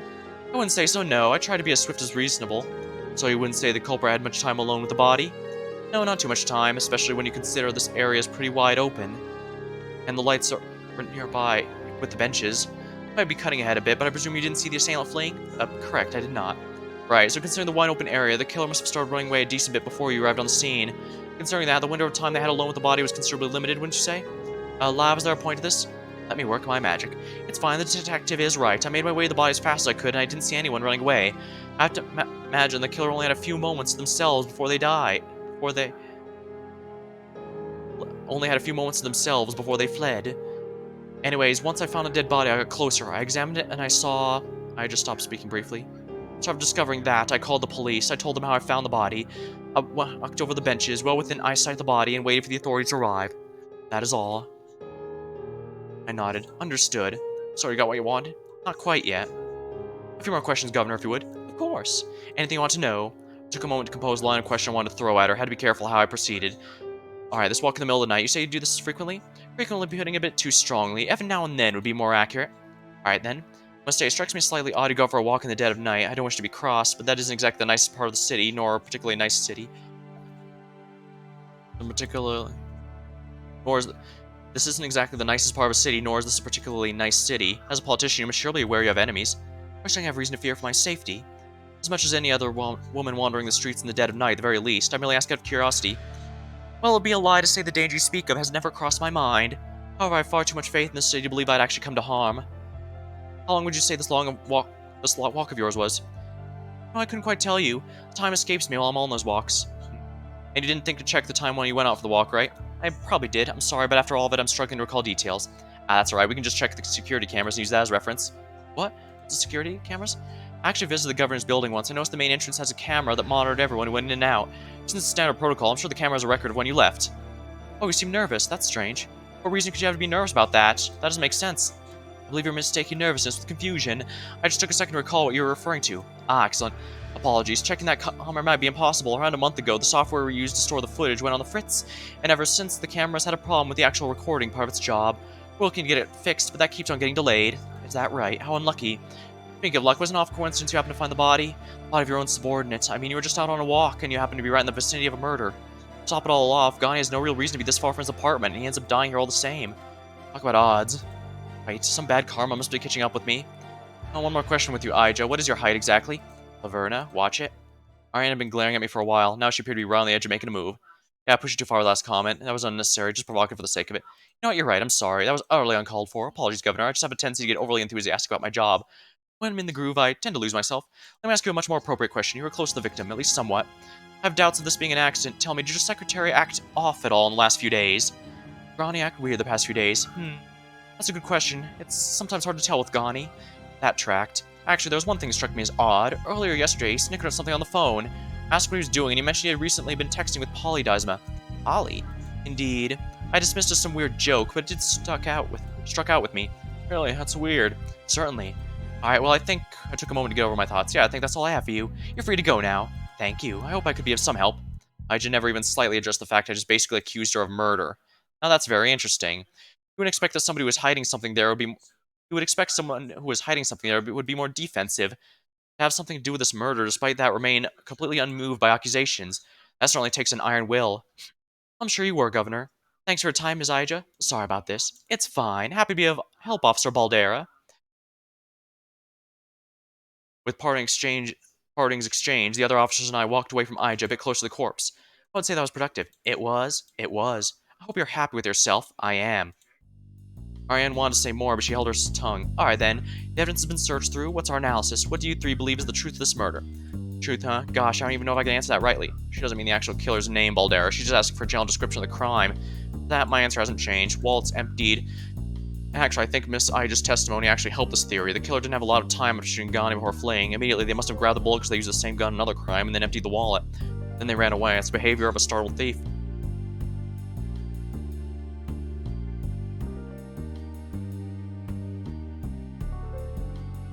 If the criminal put...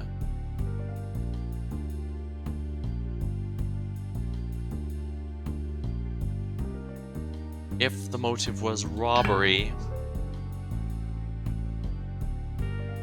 Okay. And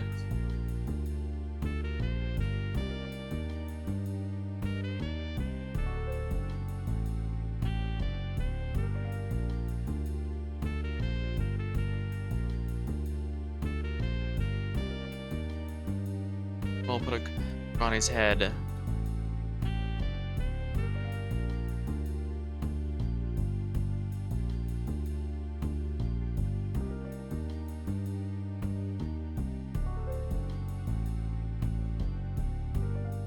I'm pretty sure this is the start. If the murder was robbery.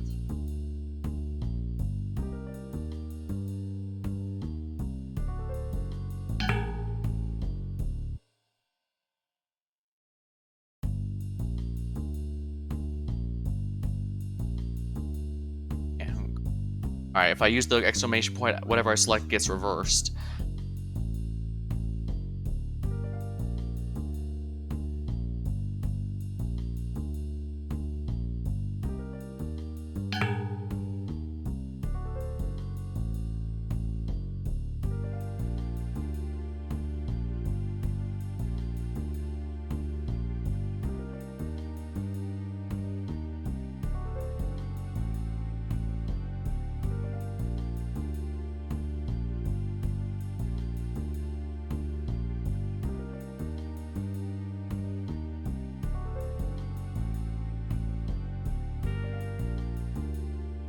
Murder was not necessary.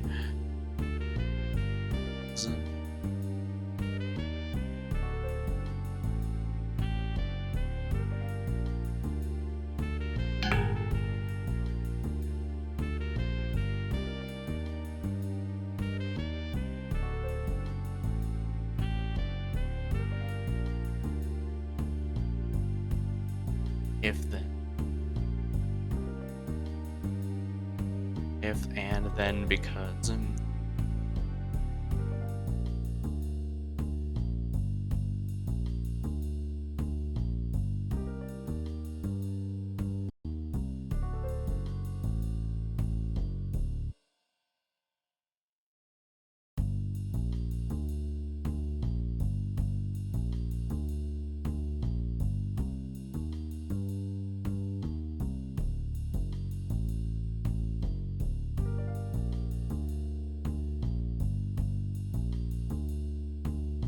Alright.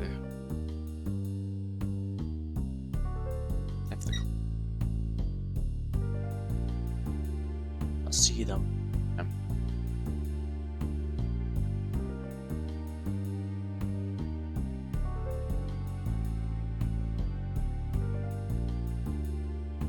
Alright, yeah, it looks like the main key point here is the culprit didn't take the wallet, they just emptied.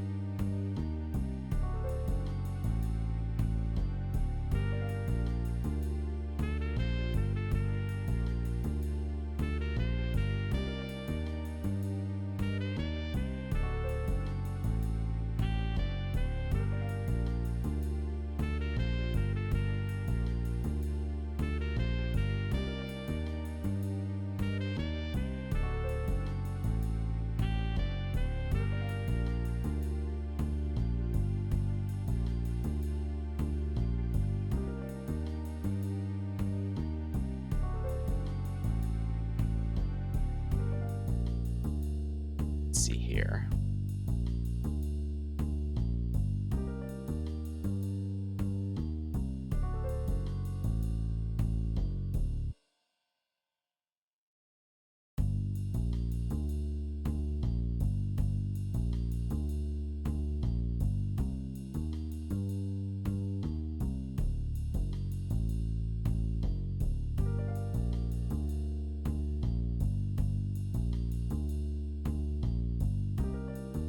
Necessary.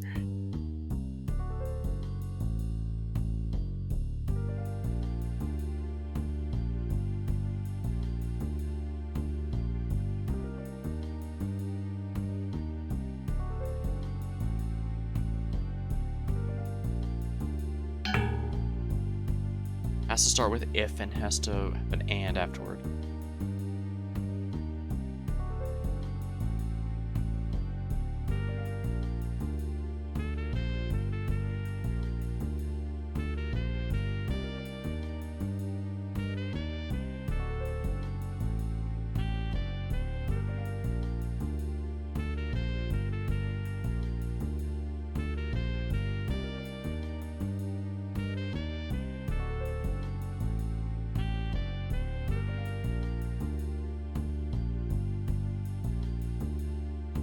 was robbery, and the criminal put a gun in the back of her. It's not necessary. Granny did not see them. I shook my head. This is a premature conclusion one simply cannot get behind. Shocker. If the killer took the time to grab the bullet, that suggests a certain level of awareness and desire to not get caught, agreed? I don't think anyone can go against that. The fact of the matter is, murder is a serious crime. It's not something someone commits lightly. Probably just wanted to commit a robbery, then things went south and they had to kill Ghani. The evidence doesn't suggest that reading. The gun wound, most plausible explanation is somebody shorter than Ghani put a gun right up his head and fired. If the gun was still up to his head, I struggled to imagine a scenario where the killer felt the need to fire. They only plan a robbery. Even so, people can kill for money. It's not insane. Sure, if this was a random holdup, how much money this killer... Sure, if this is a random holdup, how much money is the killer realistically expecting? You have to admit, the populace wandering around this area late at night wearing that attire cannot be presumed rich. Oh, if they recognize Ghani. Recognize him? Being Governor Ija's secretary and working nearby, it's not plausible some opportunist knew Ghani's face and general occupation. If you knew he worked for Ija, you could safely assume he'd have valuables on him, willing to go for that, right? No, that's not possible. Ghani was wearing a hoodie, his face obscured. What if Ghani wasn't wearing the hoodie with the hood up at the time? Again, not possible. Remember, the bullet went through the hood, or implying he put the hood up after being held up. And after the culprit saw his face in the front, they circled around fine. Shook my head once more.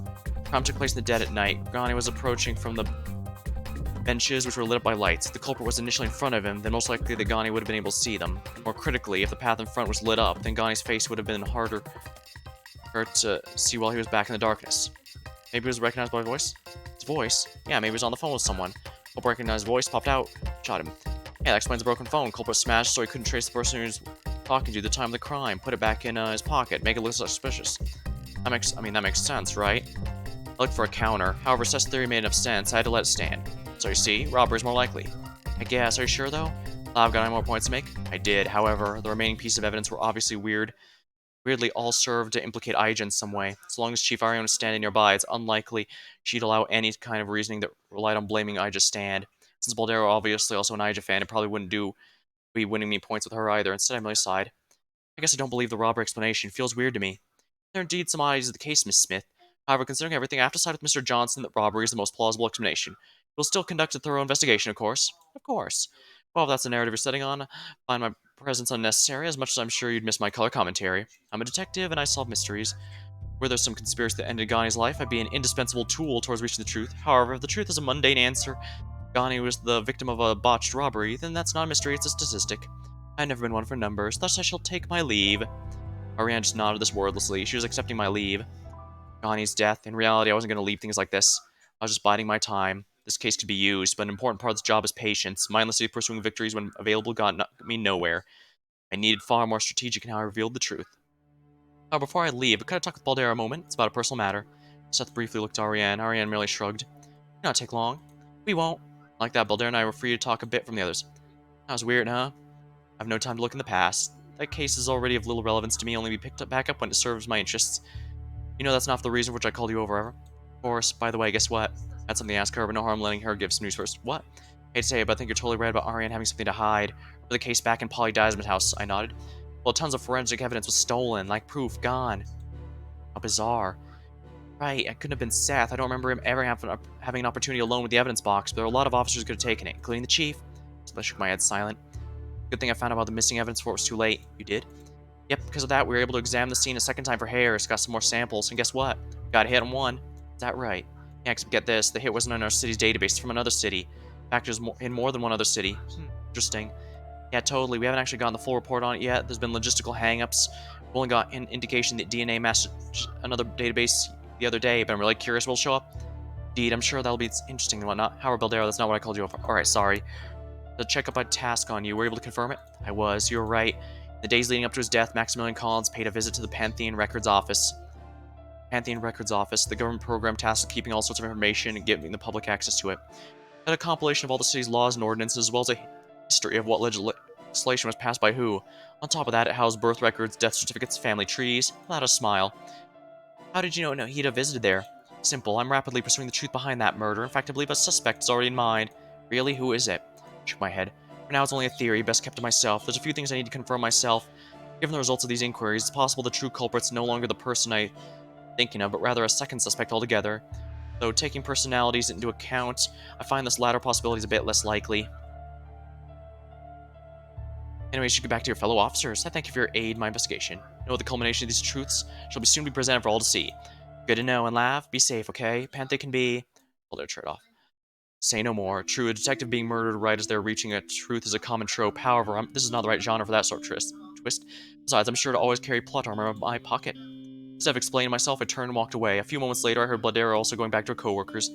Leaving the scene, I had a confident smile smirked across my face. One that didn't leave it even as Kane approached once more. Well, how'd it go? Rejoice, Kane. You'll get your story quite shortly. A story like none other, filled with intrigue, betrayal, and juicy personal drama, and I'll grant you this tale any day now. Can't wait. Sheesh, what is Laverna's obsession with the Max case? I mean, I get why the case is relevant. What's her angle on it?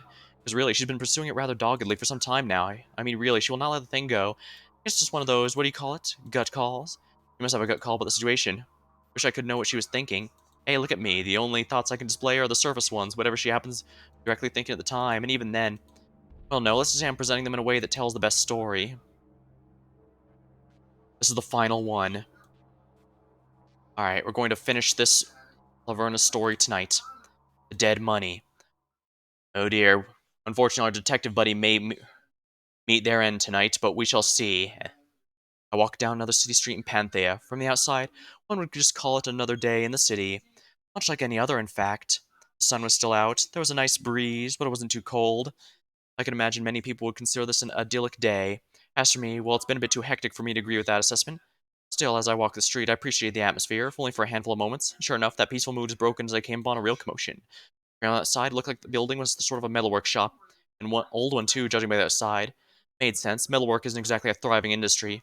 Anyways, the old part about this building right now is not the fact it was a metalwork shop, but it was currently crowded with a number of police officers. There were a number of police cruisers parked a fair distance from it, and right next to the shop was an armored truck. Carefully, I made my way closer. They tried to cordon off the area, but failed to do so in a meaningful way. Before long, I bumped into a familiar face. Lav, Baldera, pleased to see you. Good to see you too, Laverna. It's nice to see a friendly face around here right now, but what exactly are you doing here? I mean, I didn't call you over. Someone else, I shook my head.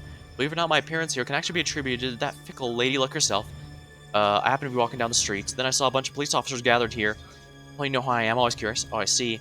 Wait, Lav, you were walking around here? This part of Panthea is really bad. Balder, I live near here. Oh, darn, really? Sorry about that, me and my big mouth. It's fine. More to the point, care to explain what's happening here? Right. We were called over because of a report there were gunshots heard in this area. Sure enough, we found 2 bodies. A murder? Seems to be more an accident, really. An accident? Stemming from 2 gunshots. Yeah, it's weird, but that isn't why things are wild. You enlighten me. You know, Lav, I think you're wrong about Seth. Huh?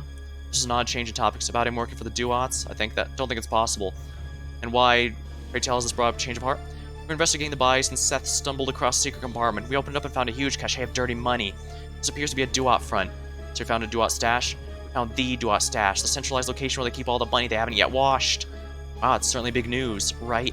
Seth was the one who found it. I figure after all that, there's no way he could be an agent. Well, yeah, that's certainly compelling evidence. Bit of an understatement, don't you think? It is. No need to fight this right now. That'd just make Baldera sad. Unfortunately, I do think Laverna has a point. And so, like in social deception games, sometimes you have to throw one of your partners under the bus in order to make sure that at least one gets away. Because at the end of the day, as long as one of them isn't suspicious and can buy some time, you can potentially win the whole thing. It's not as though I wanted Seth to be a Duat agent. Yeah, nobody wants that. Good thing, too. I was getting awfully suspicious after using data corruption. Data corruption? You know how we get the DNA from the poly scene? One that matched some file from other cities? Well, we were meant to get the report the other day. For whatever reason, when we got the information, it was all jumbled. Jumbled? Look, I'm not hip to the tech talk, okay? I just know that something went wrong due to privacy concerns and taking time to sort it all out. Anyway, the chief thought it must have been some sort of cyber sabotage, so I went right back to thinking it was Seth, but if it wasn't him, it must have been an accident. Must have been. And we sorry to hear that happen to you. Ah, well, it's fine. Doubt there's any pressing information in those files, you know. Whatever's in there isn't urgently needed. Well, I'm bored of that topic now. Tell me, can I examine the crime scene myself? I guess I don't see the harm. With Baldera's approval, I moved further inwards, entering the shop. Inside, I saw another 2 figures. Laverna. Smith, what are you doing here? Miss Vasquez, did we not talk about this? Hey, don't look at me like that. This wasn't my fault. Laverna actually just happened to be walking by this time. Complete coincidence. And you let her in? Yes. It's fine, though her presence seems unnecessary. Yeah, Laverna, you can probably leave. This isn't some sort of mystery, I'm afraid. Just, you know, boring police work. More procedural than anything. You'd be bored. Perhaps, but I always say the mysteries don't appear to be mysteries or the greatest mysteries of them all. So you're sticking around, huh? Just to see if there's anything worth my interest. Fine, just do not get in the way of removal procedure. Removal procedure? Wait, don't tell me. It's something to do with the officers loading all that cash in the briefcase. Oh, more inspirations hit me. It also has something to do with the armored truck. Ah, I have it. The removal procedure involves gathering all the cash present at the scene and loading them in suitcases in the armored truck, and that's the truth. That is correct. Why are inside? Ms. Vasquez, care to enlighten your friend? Sure thing. Basically, love, we're looking at a whole bunch of exposed cash. You want money if we're right. Now, normally those types are too afraid to make any hard moves while us officers are poking around. However, when we're looking at this type of money, we can't be too careful. Not just in the duats. We also have to be careful dealing with this amount of money in general. Lots of people make money. Who doesn't? Lots of people like money. Who doesn't? Monks, probably. Anyways, we should probably start identifying the bills, trying to trace where it all came from. Starting that process as fast as possible is a big priority, so basically we want to transport all this money to a secure location as soon as possible. Makes sense. Honestly, probably could have guessed all that, but hey, now I get to know for sure. I got to give an explanation. I got to have my time wasted. So we all got something out of this, huh? Sheesh, Seth, you're a pro at killing the mood. A mood? Aldera, 2 men are dead in this very room. Sure enough, Seth was right. I hadn't paid much attention, but there were in fact 2 dead men laying around. Lying next to the hatch. The money was being transported out of leather jacket, had been shot through the chest, and then right by the door, a wife beater lay dead with a bullet buried in the back of the skull. 2 vaguely familiar faces now dead. Both men had a pistol lying by their bodies. That, I suppose, told the story. Speaking of those bodies, I wish to get to Misty pronto. Lots of ground to cover. There he is. Again, Lavona, no mystery here, but fine. These 2 men have been identified as Duat members. A preliminary examination of the bodies revealed the man in white beater received a strong blow at the top of the head with a blunt metal object strong enough to cause concussion. However, the bullet that went through the back of his and killed him instantly, obviously. Meanwhile, the man in the leather jacket was shot through the stomach, meaning he could have survived for a short period of time with the bullet in his system. Oh, and there was also minor bruises on the wrists. Yes, I was getting to that. Thank you, Baldera. Point is, the pistols laying next to both men have been fired once. We'll check them for prints and send them forensics, but it seems pretty obvious what we'll find. I had to agree with Seth on that point. Say, Seth, I heard you were the one who found the money stash involving these bodies. How'd that work? Oh, bullets that shot through the man in the leather jacket went to the nearby wall, and well, it seemed to hit a magnetic lock that was keeping the hidden hatch in place, causing malfunction and be not a lock. Whoa, back up. Magnetic lock? You haven't heard of those, Lav? Of course she hasn't. Well, we've run into these a couple times. You find them a lot when conducting raids on drug houses. You get a hatch that blends in with a wall or floor, and you install a magnetic lock on it. They all have this red little key fob, which when you hold it to the lock, causes the hatch to pop out. Without the key fob, though, you'd never know there was a hidey hole. You sound quite familiar with the setup. That's because these are all pretty much mass-produced and sold commercially from this one company overseas. No idea what caused to be the go-to security for criminals or something to hide in Banthea, but it really is the situation. Anyways, we haven't technically looked over the lock in detail yet, but I bet you dollars of donuts the safe over there keeps the key fob to unlock that hidey hole. Baldera thumbed over to an unassuming safe in the corner of the room. Well, we haven't been able to confirm that yet, though, since we don't know the combination. We can bust it open, of course, but it's not exactly our top priority at the moment. I took a moment and gave a single nod. Understood. Now the necessary information proceed. Hooray. How about one question? If there's 2 bodies with gunshots, why are these deaths labeled as accidents? Excuse me? Well, nothing's been labeled officially yet. Baldera, accident is the right term, but Laverna, for such an ace detective, shouldn't the situation be obvious? Pretend I'm done and explain your theory. Oh no, that's pretty hard for me to imagine. Keep taking shots, Seth. See what that gets you. Look, I don't know all the details, obviously. These 2 got into some kind of fight. Some fight? Awful light on the details there. Fights among low-level delinquents are often poorly thought out and unexplainable to a third party. This is not a valid objection, Laverna. Chief Ariane was right. I decided to shut up and let Seth finish. If I had to guess, maybe the man in the leather jacket was an idiot, wanted to steal some cash, knocks a dude in the white beater over the head with something, tries to incapacitate him, then he goes over to the hatch and pry it open.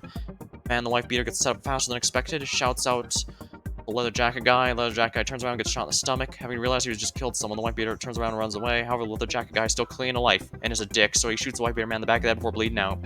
A dumb, mutual killing, end of story. Shook my head, cocky smile ready across my face. Not so fast, Seth. Your reasoning is weak. Take this. Where's this blunt instrument you claim leather jacket used to strike his compatriot with? I don't know. And what's the deal with the bruises on the leather jacket's wrists? Maybe they're unrelated. But? I voiced my dissatisfaction with those answered and gestured wildly at Seth. However, Chief Ariane and Baldera went unamused. Seriously? Small discrepancies, Laverna, explained by slight change in the narrative. We're not concerned with minor details. The fact of the matter is, testing will prove that one man's gun fired the bullet that killed the other man, and vice versa. It's the proof we need. Wow, they're really gonna do poor leather jacket and white beater like that? Not cool, guys. Seems like someone needed to step in and peer at the truth. I looked around, trying to find the piece of evidence I needed. There, that should be it. I walked close to the body of the man in the wife beater and bent down to look at the bullet wound closer. Sure enough, around the bullet entrance, I could see faint traces of burning. There we go. Lav, a tip for the future, maybe don't celebrate so vocally when examining a dead body. This man, burn marks by the pistol wound. Burn marks created when the gun is fired at close range. If the bullet was truly fired by the man adorning the leather jacket, these burns would not exist. Wait, then what happened then?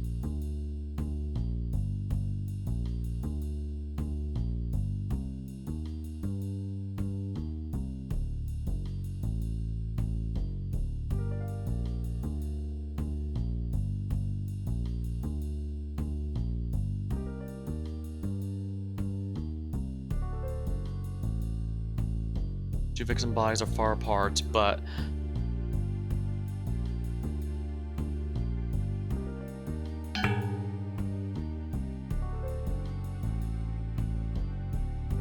the Jack was shot first, so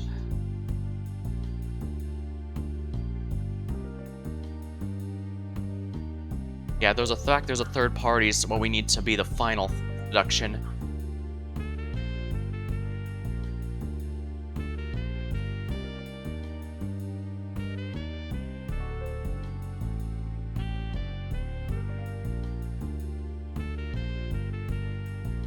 Was shot at close proximity,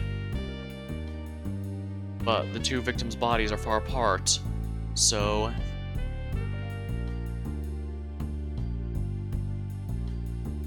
there was a third party.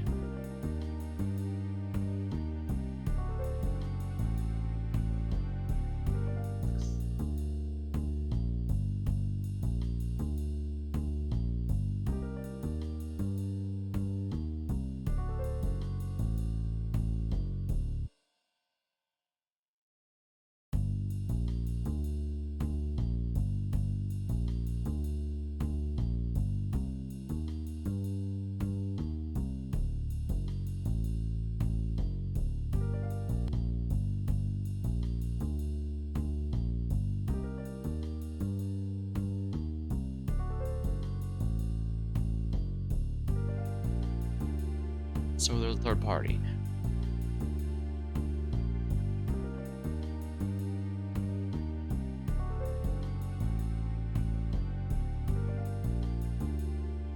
Okay, I need to...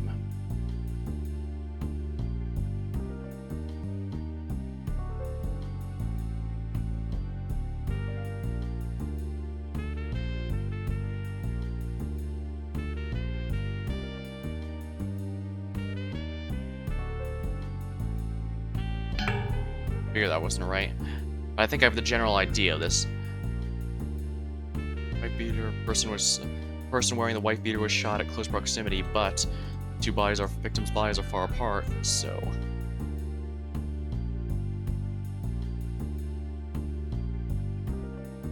there was a third party.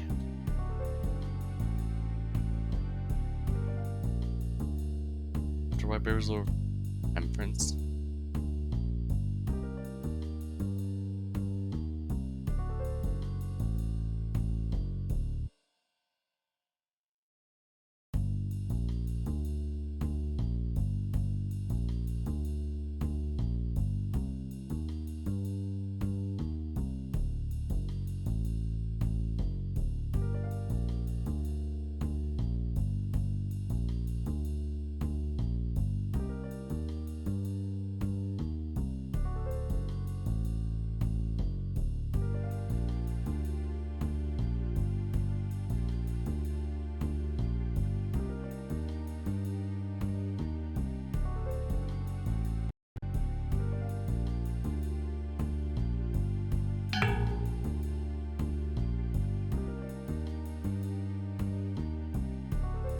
Oh, come on. I should be close then.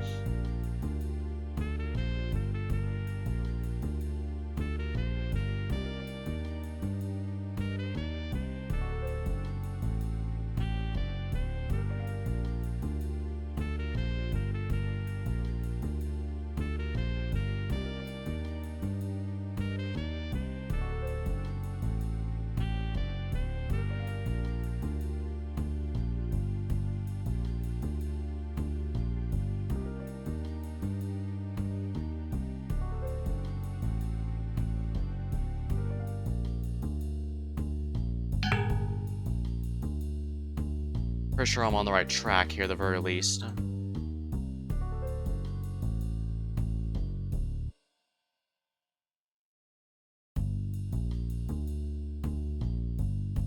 And we know one person who uses a metal bat in here now, don't we?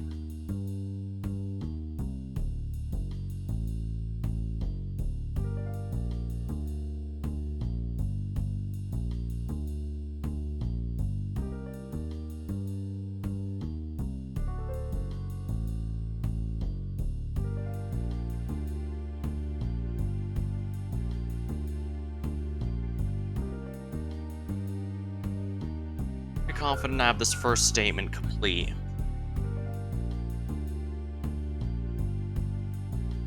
Unless...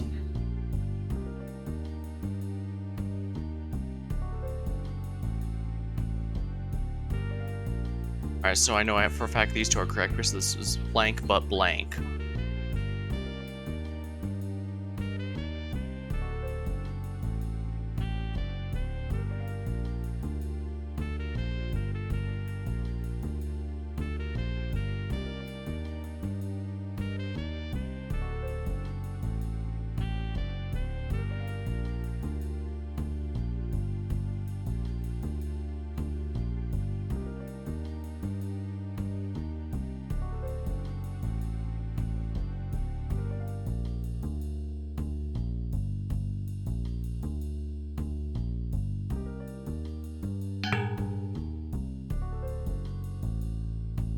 See here. I think I should be able to figure this out. I just need to think harder.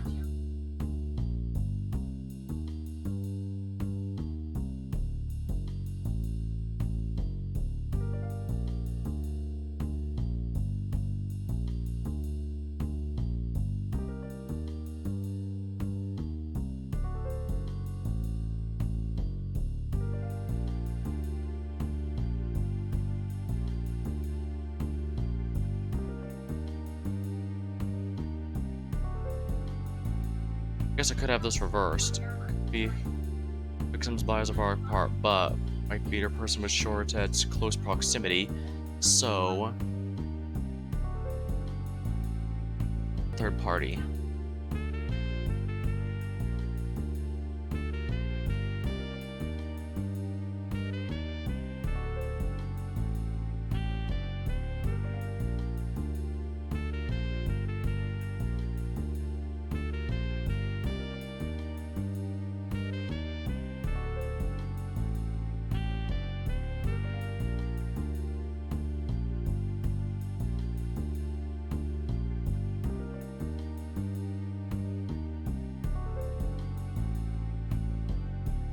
What the? An exception has occurred. Oh dear.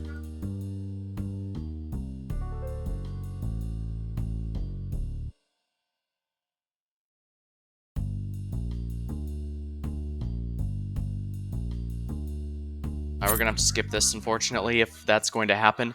But I'm gonna take that as I figured it out and it just glitched. Alright, let me narrate the true sequence of events. This is not a mutual killing, but rather a calculated assassination by a third party who has slipped from our grasp. These two were on guard in this building, likely protecting the cash. Oh, I get it, she was doing a pun. The assassin knocked on the shop's door, and the man in the white beater, not possessing the greatest intellect, went to check on the noise. Then the assassin struck down, say, a middle bat, rendering the larger man prone. Then the assassin stepped in the store and fired a bullet right at the man in the leather jacket. After firing, they rushed forwards, holding the slimmer man hand in place, hence minor bruising. This was an effort to prevent the man from fighting back or doing anything troublesome as he bled out. After one target was dead, he turned the attention back to the larger. Walking to the prone man, lifted him up, aware that for the scene to remain plausible, the bullet angle had to line up. One hand held the man up by the hair, and with the other, they fired the pistol back there. Of course, being less skilled than I, they overlooked the contradiction they were creating. Finally, set up a scene they're liking, thus a double murder in 3 parts. Took a slight bow. Valdera gave us a golf clap. Cool. Okay then, that must have happened, huh? That's it? I just pulled out some grade A preconceived notion busting, and that's the response I get? Laverna, not meaning to bust your bubble, but at this point, murders aren't a high priority. Indeed, low-life doo-wop members die and kill each other every day, and the fact of apprehending their wrongfully earned money, another 2 dead is hardly worth fretting over. Huh. I was far from a doo-wop fan, but that sentiment felt particularly crass, even for me. Well, nothing could be done about that. At any rate, your deduction was appreciated, Laverna. We shall handle this case more thoroughly later on. As for now, it appears the convoy is prepared. Yes, I'll drive it to the checkpoint right away, Chief. Hold on, Seth's transporting the cash. Indeed. Found the stash, after all. Felt fair. More like they unload more work onto me. As I said, I'd do it if you wanted. Whatever. I'll just get going now. Wait. Seth began to turn around and stop in his tracks, took a few deep breaths. Hold on. No rushing to anything. This is a major step, one not easily turned back from. If I do this, I'd be burning a lot of bridges. This process might hurt quite a bit as well. Not me, but people. Was I sure about this? I wasn't questioning my conclusion. At this point, that was painfully obvious. I was pretty sure I knew most of the details. Not that I was questioning whether or not exposing the truth right here, right now is the right thing to do. Would it really lead to the outcome I desired? Maybe there's another way, a safer way. I need to mentally give myself a slap. Since when did I become a coward? I come this far, but I started getting second thoughts. I was smarter than that. I was stronger than that. When I came here today, I knew what I wanted to do, so now it's just a matter of doing it. Sorry, Seth, but I've kept your secret for far too long. You need to be exposed, now it's time to do it. Now hold on, everybody freeze. Calm yourself. Stop speaking. You already have the floor, Miss Smith. Get to the point. Right, the point. It's funny. Usually pointing my finger, capturing the culprit, that's my favorite part of the job, but for whatever reason, this time it's circling the end result. Take that as a rare compliment, Seth. You were able to sway my pointing finger. What? Simple. Chief, you cannot allow Mr. Johnson to drive this armored truck. He cannot be trusted. And why is that? Because it's simple. Seth is a Duat agent. He's been working with them for quite some time. The moment I said it, a hush fell over the room. The hush was particularly satisfying, partly terrifying. Satisfying because it implied you had the full attention of every person. Terrifying because all eyes are now on you. Any mistake would be caught and exploited. Seth and I had taken center stage. I had thrown my glove, as it were. He had no choice but to accept the duel, a duel that only one of us could walk away from unscathed. It was a duel he was fated to lose. As soon as it became silent, a murmur began to arise. While muttering things, Seth became actually aware eyes were on him and tried to take a step back. The crowd too stepped back, denying his ability to retreat. Quiet. Just like that, an order was created once more. One thing Ariane's quite good at. The chief looked more with me with menace in her eyes. Miss Smith, this is a very serious allegation you've just laid out. Accusing one of my officers to be working with a violent gang is not something the Pantheon force can take lightly. In most cases, I'd kick you out of the room immediately, but given your track record, I assume you haven't come to this unprepared. Of course not, Your Honor. Your Honor. I intend to prove beyond a shadow of a doubt Seth Johnson's guilt.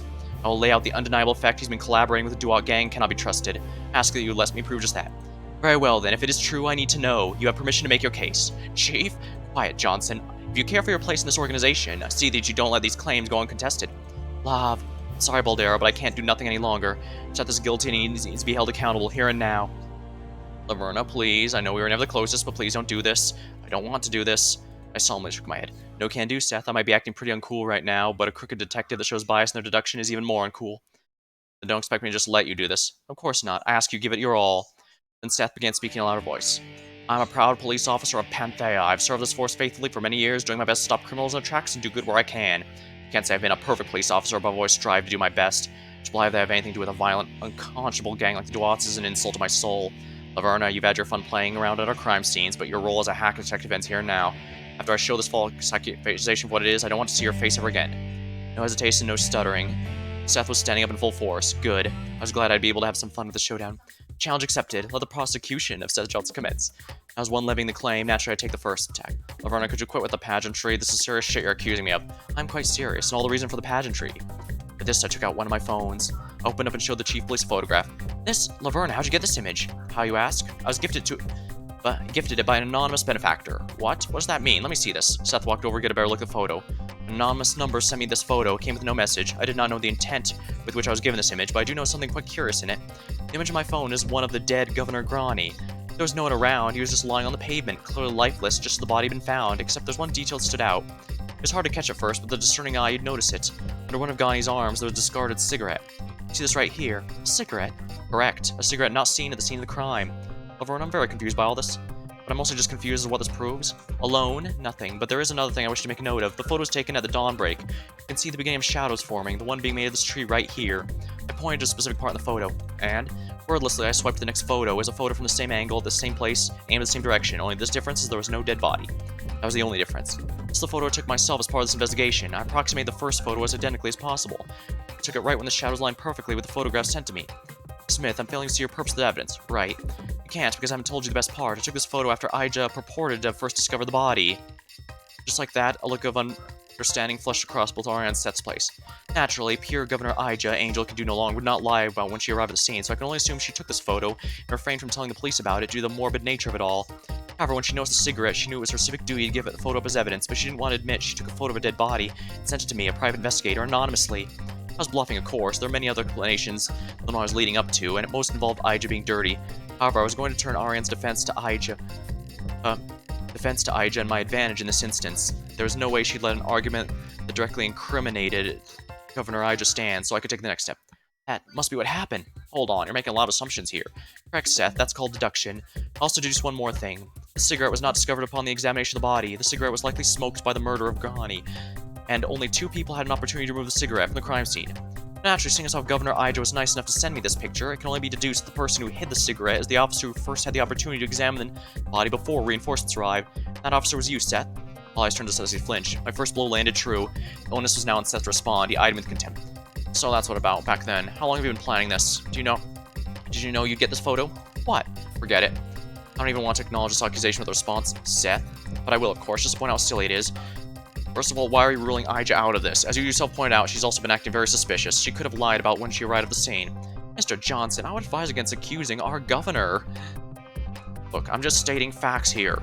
What, you think taking a photo of a dead body is apropos of nothing is less suspicious? If you're buying into what Laverna's saying, then Ija's already untrustworthy. It's odd, but far from suspicious to take a photograph to commemorate a dead co-worker. The reason it didn't come up is because we failed to properly vet the witness, and Ija didn't think it was relevant. Don't push on this matter further. But don't. Seth was being stonewalled. He didn't understand how fruitless attacking Ija was when around was before. He certainly did now. Yeah, this is why Laverna's trying to hint it must have been Ija helping out, because, first of all, I imagine the fact that fact will become relevant later, but more importantly, it also forces Ariane to protect Ija, because Ija will take priority over absolutely everything, even corrupt cops, even if she is in the same league with Seth. Okay, but still, what are we basing this on? An incredibly narrow time frame based on shadows. Are you seriously? This is lunacy. Laverna, you didn't take this photo the day after the crime, right? Well, no. The day after that? No. Why the hell are we even having this conversation? Laverna's attempting to estimate a specific time by comparing the location of 3 shadows. As though the sun didn't rise at different times on different days. As though the weather didn't matter, as though the angle she took the photo was identical. The shadows are perfectly aligned. I would remind the court I took this second photo full minutes after Ija claimed to have arrived at the scene. You would remind the court, shit, because you're staying in a metal workshop, you nutcase. I would point out, like you said, the distinction being made right now is a matter of mere minutes. Extremely fucking tight when you're measuring a sundial. And even if you said was right, you'd have to prove Ghani was killed by Duat Mumber to say that the hypothetical cigarette means I'm working with them. Ariane eyed Seth with some amount of suspicion of last night. Exactly. It's clear Seth didn't want to make that argument. In fact, that was an admission that he lacked faith in the first argument.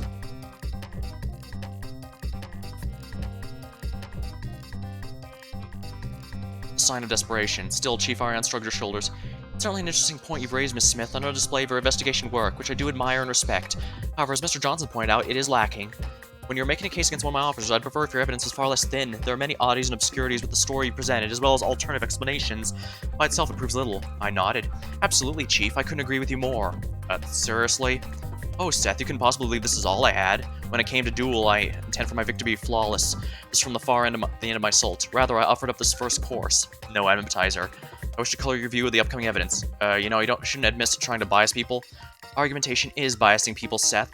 I thought you would have known that. Just get on with it. I nodded. Another photograph to present. Surprise, surprise. Seth's bitter comment did little to deter me from taking out the phone once more and swiping to another choice image. And it was a familiar vase sitting in an unfamiliar accommodation.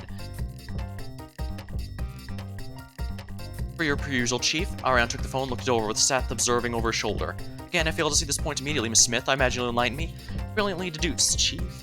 Now, this photograph was also sent to me anonymously. It comes to the private residence of one Mr. Yi, a suspect of a robbery case involving a late restaurant owner by the name of Milo, also someone believed to be a high-ranking member of the Duat organization. Hey, I object. How the hell are you getting all these photos?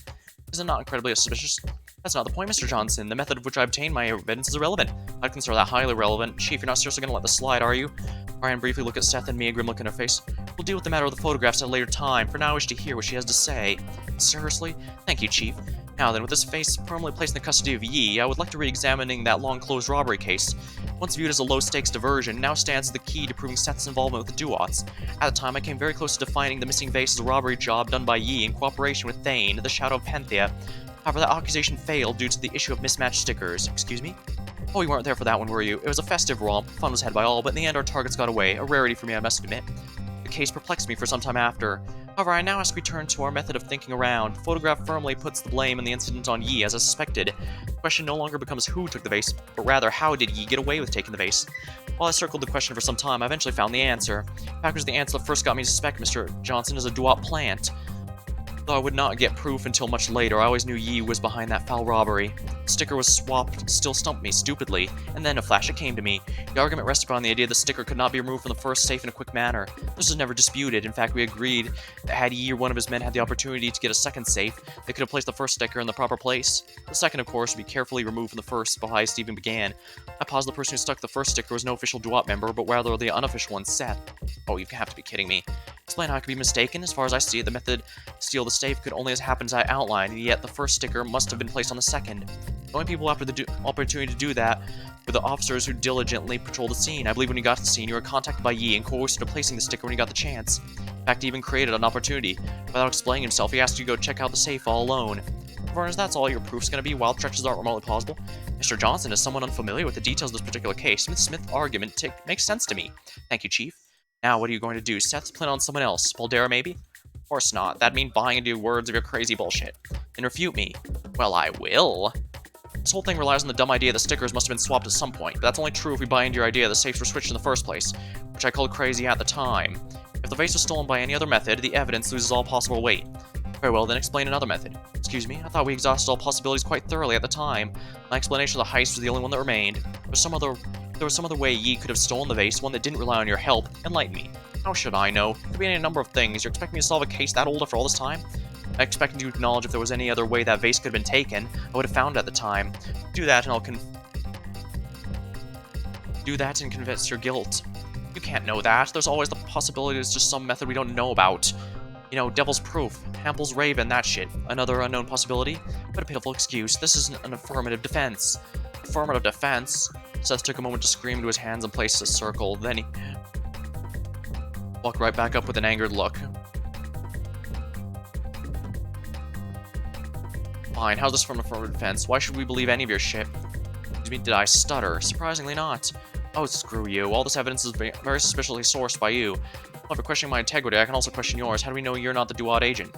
Are you serious right now? I don't know. How do I know you're not something? You don't have a secret agenda right now. I mean, who even are you? I know so little about you. None of us do, and yet everything you have against me requires us to trust you. I don't. Nobody else should. That's the angle you're taking. Somewhat disappointing. Sorry, I'm disappointing you. Alright then, if I bring up evidence that doesn't rely on my involvement, will you be swayed? Fine, try it. You got none. I wanted to pause thinking. I looked around the room, and then I had it. I guess it's good I chose to strike now. After all, you've given me the proof I need for my accusation to strike true. How do you figure that?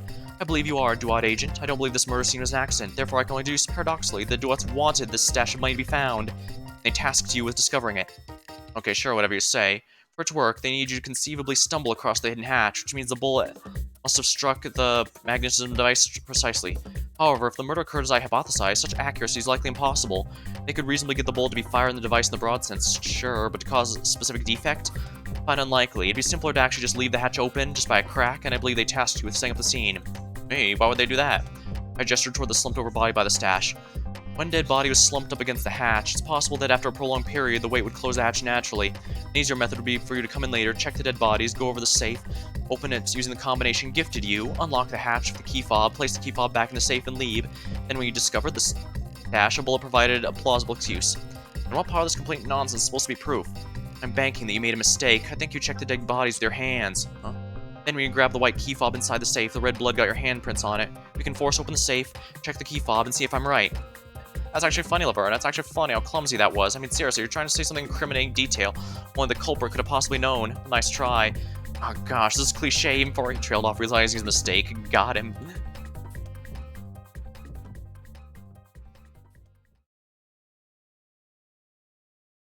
The culprit accidentally incriminating themselves with a slip of the tongue. Really, Seth, you think that low of me? Absolutely loathe that trope. It has no grace, completely removes the importance of the investigation, namely, it comes across as cheap. However, now that you bring it up, what exactly was I trying to get you with to say that only the culprit would know? Incriminating details, you so put it. I mean, how you emphasize the key fob was white, you know? Right, but you've run into these sort of magnetic locks a ton of times in the past. They're manufactured. It'd be totally understandable if you said the key fob was actually red. Hell, just a couple minutes ago, you talked about that in front of me. So why do you think I was trying to get you to say something only a culprit would know? What was the one incriminating detail? Your reaction should be one of confusion, not annoyance. I had another thought. I get using this mass-produced magnetic lock for drug stashes, but seeing this appears in the Duat's primary location for storing their dirty money, would they really use the same thing here? I mean, they had 2 guards stationed. Surely they wouldn't rely on a system that's so flawed. If so, then perhaps this magnetic lock was modeled after one of those mass-produced ones, but instead a custom design. Custom design with a custom key fob. You're not a... Then did you think I was trying to get you to describe the key fob as a custom design? Except I don't know how you'd come to that conclusion unless you had the exact same deduction I just made, did you? You didn't. You would have said so if you did, so it's only natural to think that you thought. Just like Baldera, the key fob would be like all the others you've seen, that it's red. There's nothing to catch you on. Unless, of course, you did open that safe and find the custom key fob. Darn it, I said I hated the truth, but you know what? I end up stumbling into it all the same. Oh well, that's not definitive, that's just me being confused. You were the one wording things weirdly, like you were trying to get me to trip over something. That's the whole reason I claimed you were doing stupid detective trope. I didn't think it through. I didn't consider your dumb ploy actually made sense. Come on, Seth. Is it not time to throw in the towel? I'm not throwing in shit. You still have nothing. Every single piece of proof is too weird. It's obscure, loosey-goosey, doesn't add up. Alright, you want me to get in the hard proof? It's a lot less fun, but sure as a hell a lot more damning. Want to go over your record? See how many cases involving the Duats you've been part of, how many of those scenes you've gotten too early, how many of those ever had a conviction go through. Want to detail how you've been spending your free time? I want to audit your cash flow. Seth, it's pretty obvious this has been a silent certainty for some time now. I'm just the first to say it, but anyone paying attention knows it. They just don't want to rock the boat. Hell, even Baldera knows deep down you're dirty. Baldera? Seth looked at Baldera, but she couldn't meet his eyes. This isn't some shocking reveal, Seth. We've all known for some time. Be thankful you're able to be free as long as you were. That's come to an end now, Seth. It's time for you to answer yourself. Seth, honestly, you should view this as a good thing. A good thing?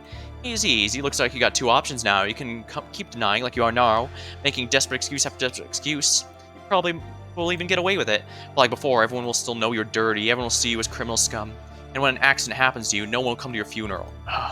Or I can take this opportunity to do the right thing, confess now, let your story be heard, and just maybe you'll find some forgiveness. I just want to protect everyone, I'm sorry. At this point, Seth had fully broken into tears. He just looked down, sobbing. No one else spoke. No one else had anything to say. I had broken through his defenses. This duel ended my victory. No one knew quite what to do next. Mrs. Johnson, it should not be a surprise for you to hear that this is deeply troubling to me. No, it's beyond deeply troubling. It hurts to hear, almost physically. Like Miss Smith pointed out, some part of me always had some suspicions, but the truth to be this, I genuinely appreciate your company, Mr. Johnson. To learn you're nothing more than a disgusting criminal is a betrayal I will not soon forget. How on earth do you intend to live with yourself after what you've done? You're an amoral traitor. A chief. Baldera stepped in. There was a sad but determined look in her eyes. That's enough. She turned to Seth. Seth, I'm sorry. What? I also should have known sooner. I should have done something. I should have reached out to you. I talked to you about this. I didn't. Because I wanted to turn my head away from the truth. I didn't reach out when you clearly needed that from me. I'm sorry for that. I should have been here for you, and I failed. Tears were getting water in Baldera's eyes as well. I didn't want this to turn some weeping fest. While the opportunity, I still want to get some information out of Seth. There's nothing you need to hide at this point. It's all out there, so we might as well strip away the facades. I'd just like you to be honest with me. It's probably for the best, for everyone's sake. Criminal's supposed to give the why done it speech, right? I smiled and nodded.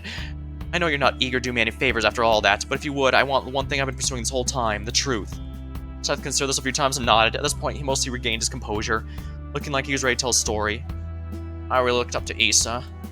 Issa, what's happened with anything? My Baldera, let him speak. At this point, I had a pretty good idea of what happened, but better let Seth explain it.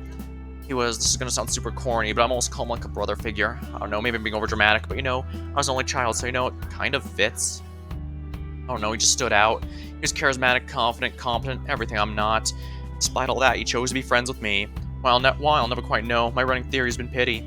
Anyways, my point is, with apologies, Baldera, I think I knew him more than anyone else, which is also why I was able to see the signs. I'd never been a great detective, all things considered, but even I was able to see how fishy things were after the attempted assassination plot on Ija was foiled. I wanted to be wrong. When I looked into things, I was trying to disprove my ideas, not confirm them. Honestly, this whole thing got out of hand because I was naive. Laverna, you say you had these suspicions for a while, that you were waiting for the right time to spring them? I just nodded. Some people might think that's weird. Me, I just wish I had your level of foresight, because I just mindlessly consulted Issa about my suspicions. Privately, of course. Denied them all and brushed them off. Because of that, things got out of hand. Suspicions? Seth, what sort of ones? I wanted to believe excuses, but a few days later, Issa and I were out late searching for a robber, or at least that's what I thought. No, the whole thing was a setup. Issa had been ordered to lure me there, to bring me to his handlers. His Duat handlers. What? I don't know how to say it, but I'm not the first police officer on this force who's been a Duat plant. I could feel a collective wave of unease pass through the crowd as Seth dropped this little bombshell. General understand of how messed up things truly were. Still wanted to know how much of Issa's reputation as a star detective came from using his inside sources, the Duats. How much of that was intentional. The idea Issa was just some fame, hungry opportunist was a nice smile. I tried to throw away that idea, but what happened next certainly didn't refute it. Issa, the good Duat plant he was, had reported my suspicions back to his handlers. They're trying to decide what to do with me. Issa, for his credit, tried to argue on my behalf. He exaggerated my ability as a detective, my sway with the Force. Made me sound like an awfully good candidate, despite that not being remotely the case, but the Duats bought it. That night is so crystal clear in my memory. Marduk was there, and he asked Issa point blank if I was worth recruiting. Issa said yes. Marduk considered it, and then he nodded, and then said I don't need two corrupt officers to look after. Right after that, he pulled the pistol and killed Issa on the spot. No. Again, I just grimly nodded. Though it was an uncomfortable truth, there was evidence to suggest this reading of events. I would later learn that Issa recently gotten more aggressive in his negotiations, asking for a larger payroll, leveraging the fact that he was the only police officer the Duats had. That, combined with the fact he was apparently sloppy enough that I could figure him out, probably sealed his doom. After that, I tried to get out of the job I'd apparently been coerced into, but they threatened my life. Told me if I didn't comply, they'd just kill me. I tried to argue back. Told them they'd all get thrown in jail, and to that, they just responded with more Duat members to take their place. I couldn't arrest all of them. And if I disobeyed, that wouldn't end with me. They'd go after everyone I cared about. They'd go after everyone I was close to, and that includes, for everything, still cared about Issa, and because I got him killed, I want to protect the people he cared about, so there's a slow corruption. I tried refusing their payments, tried ignoring their requests, started small, just don't patrol the street at this time, just get to this crime scene a bit slower. Don't be quite so hard about this perp in the interrogation room. They were minor requests, and the alternative was, they could do, I knew they could do it, they would do it. They killed their own police contact in front of my eyes. Think they'd pull punches after that? So, before long, well, we got to now. That's sort of it, I guess. Well, not all of it, but I think the gap from then to now goes without saying. And once more, it was silent. No one knew what to say. Of course, it was a lot. The story just felt empty. Not like it was fake or anything, just without some big moral takeaway. It wasn't some dramatic reveal or cathartic tale. It was small and sad and kind of pathetic. Finally, Baldera broke the silence. Seth, I never knew you had to go through all that. Ms. Vasquez, I expect better than for you to fall for an act so quickly. Mr. Johnson, the same applies to you. Do you expect to simply absolve you of blame because you claim you're coerced? Seth weakly shook his head. Nah. I am a coward. Just because it was a rough situation doesn't mean I didn't still support a horrible group of criminals. Doesn't mean I didn't do some pretty terrible things when you look at it clearly. I just want to give Laverna what she won. The truth. I gave Seth a small smile. Ah, damn. I was gonna feel a little guilty breaking up the mood, but it had to be done. Thank you, Seth. But with all this in mind, I'd like to go back to the original point I was making. That is, Seth cannot be trusted to transport this cash to a more secure location. Yeah, I think that one probably goes without saying. In that case, well, no. Chief, no disrespect, but look at this what happened. One of your most trusted officers confessed to working with the Duats. Who knows who else might be corrupt? I thought Seth made it clear he's the only one on the force. Sure, he might think that. If I were the Duats, I sure as hell wouldn't have at least two for situations like this. Mr. Smith, what are you suggesting? I'm just saying a little bit of added caution might be for the best right now. Seth, the Duats planning an ambush on this convoy? Seth meekly nodded. What? What's the point in having you bust them and then having it all take it all back? How am I supposed to know? I just ask for your answer, Seth, not your commentary. My point is made. We need to be careful. I believe the safest choice is to have the truck by the one officer I guarantee is not a super secret Duat spy. And with this, I walked over and patted my choice on the back. Laverna? I said we let Officer Pandora drive it. Thank you, but why do you know I can't be Duat spy? I'll understand when you're older, sport. Anyways, as an added precaution, I'll also draft the route you'll take. Obviously, it has to be radically different from the one Seth was likely to have taken. It'll be a hectic maze no one could possibly predict. Ariane just sighed, a defeated look on her face. Fine, since you're seemingly so fixated on it, handle transportation however you deem fit, Laverna. I have bigger issues that need addressing. And just like that, I was given free rein. I began to set things up, acutely aware of the drama happening just behind my back. Then one of my phones began to buzz. Huh? What could that be? Took out and looked over it. Damn it, Yi. Okay, a lot happened, a lot's gone on, we can't talk about it all. We could, but that'd kill the pacing.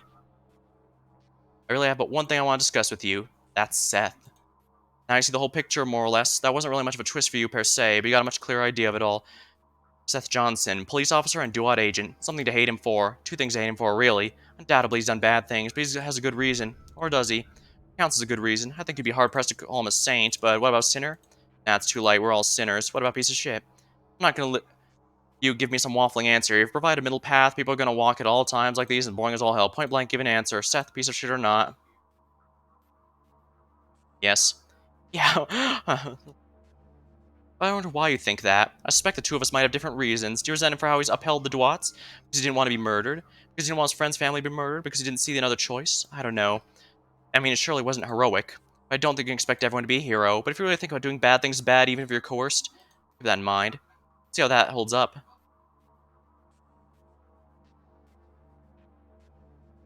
It's entirely possible Yi's blackmailing Laverna. That's a bit of a cliffhanger. We could end this one right here as well. I still don't have a Jade Key. That may actually be one of our last ones, because the story functionally ended here at Chapter 6. There's definitely Chapter 7, but... no.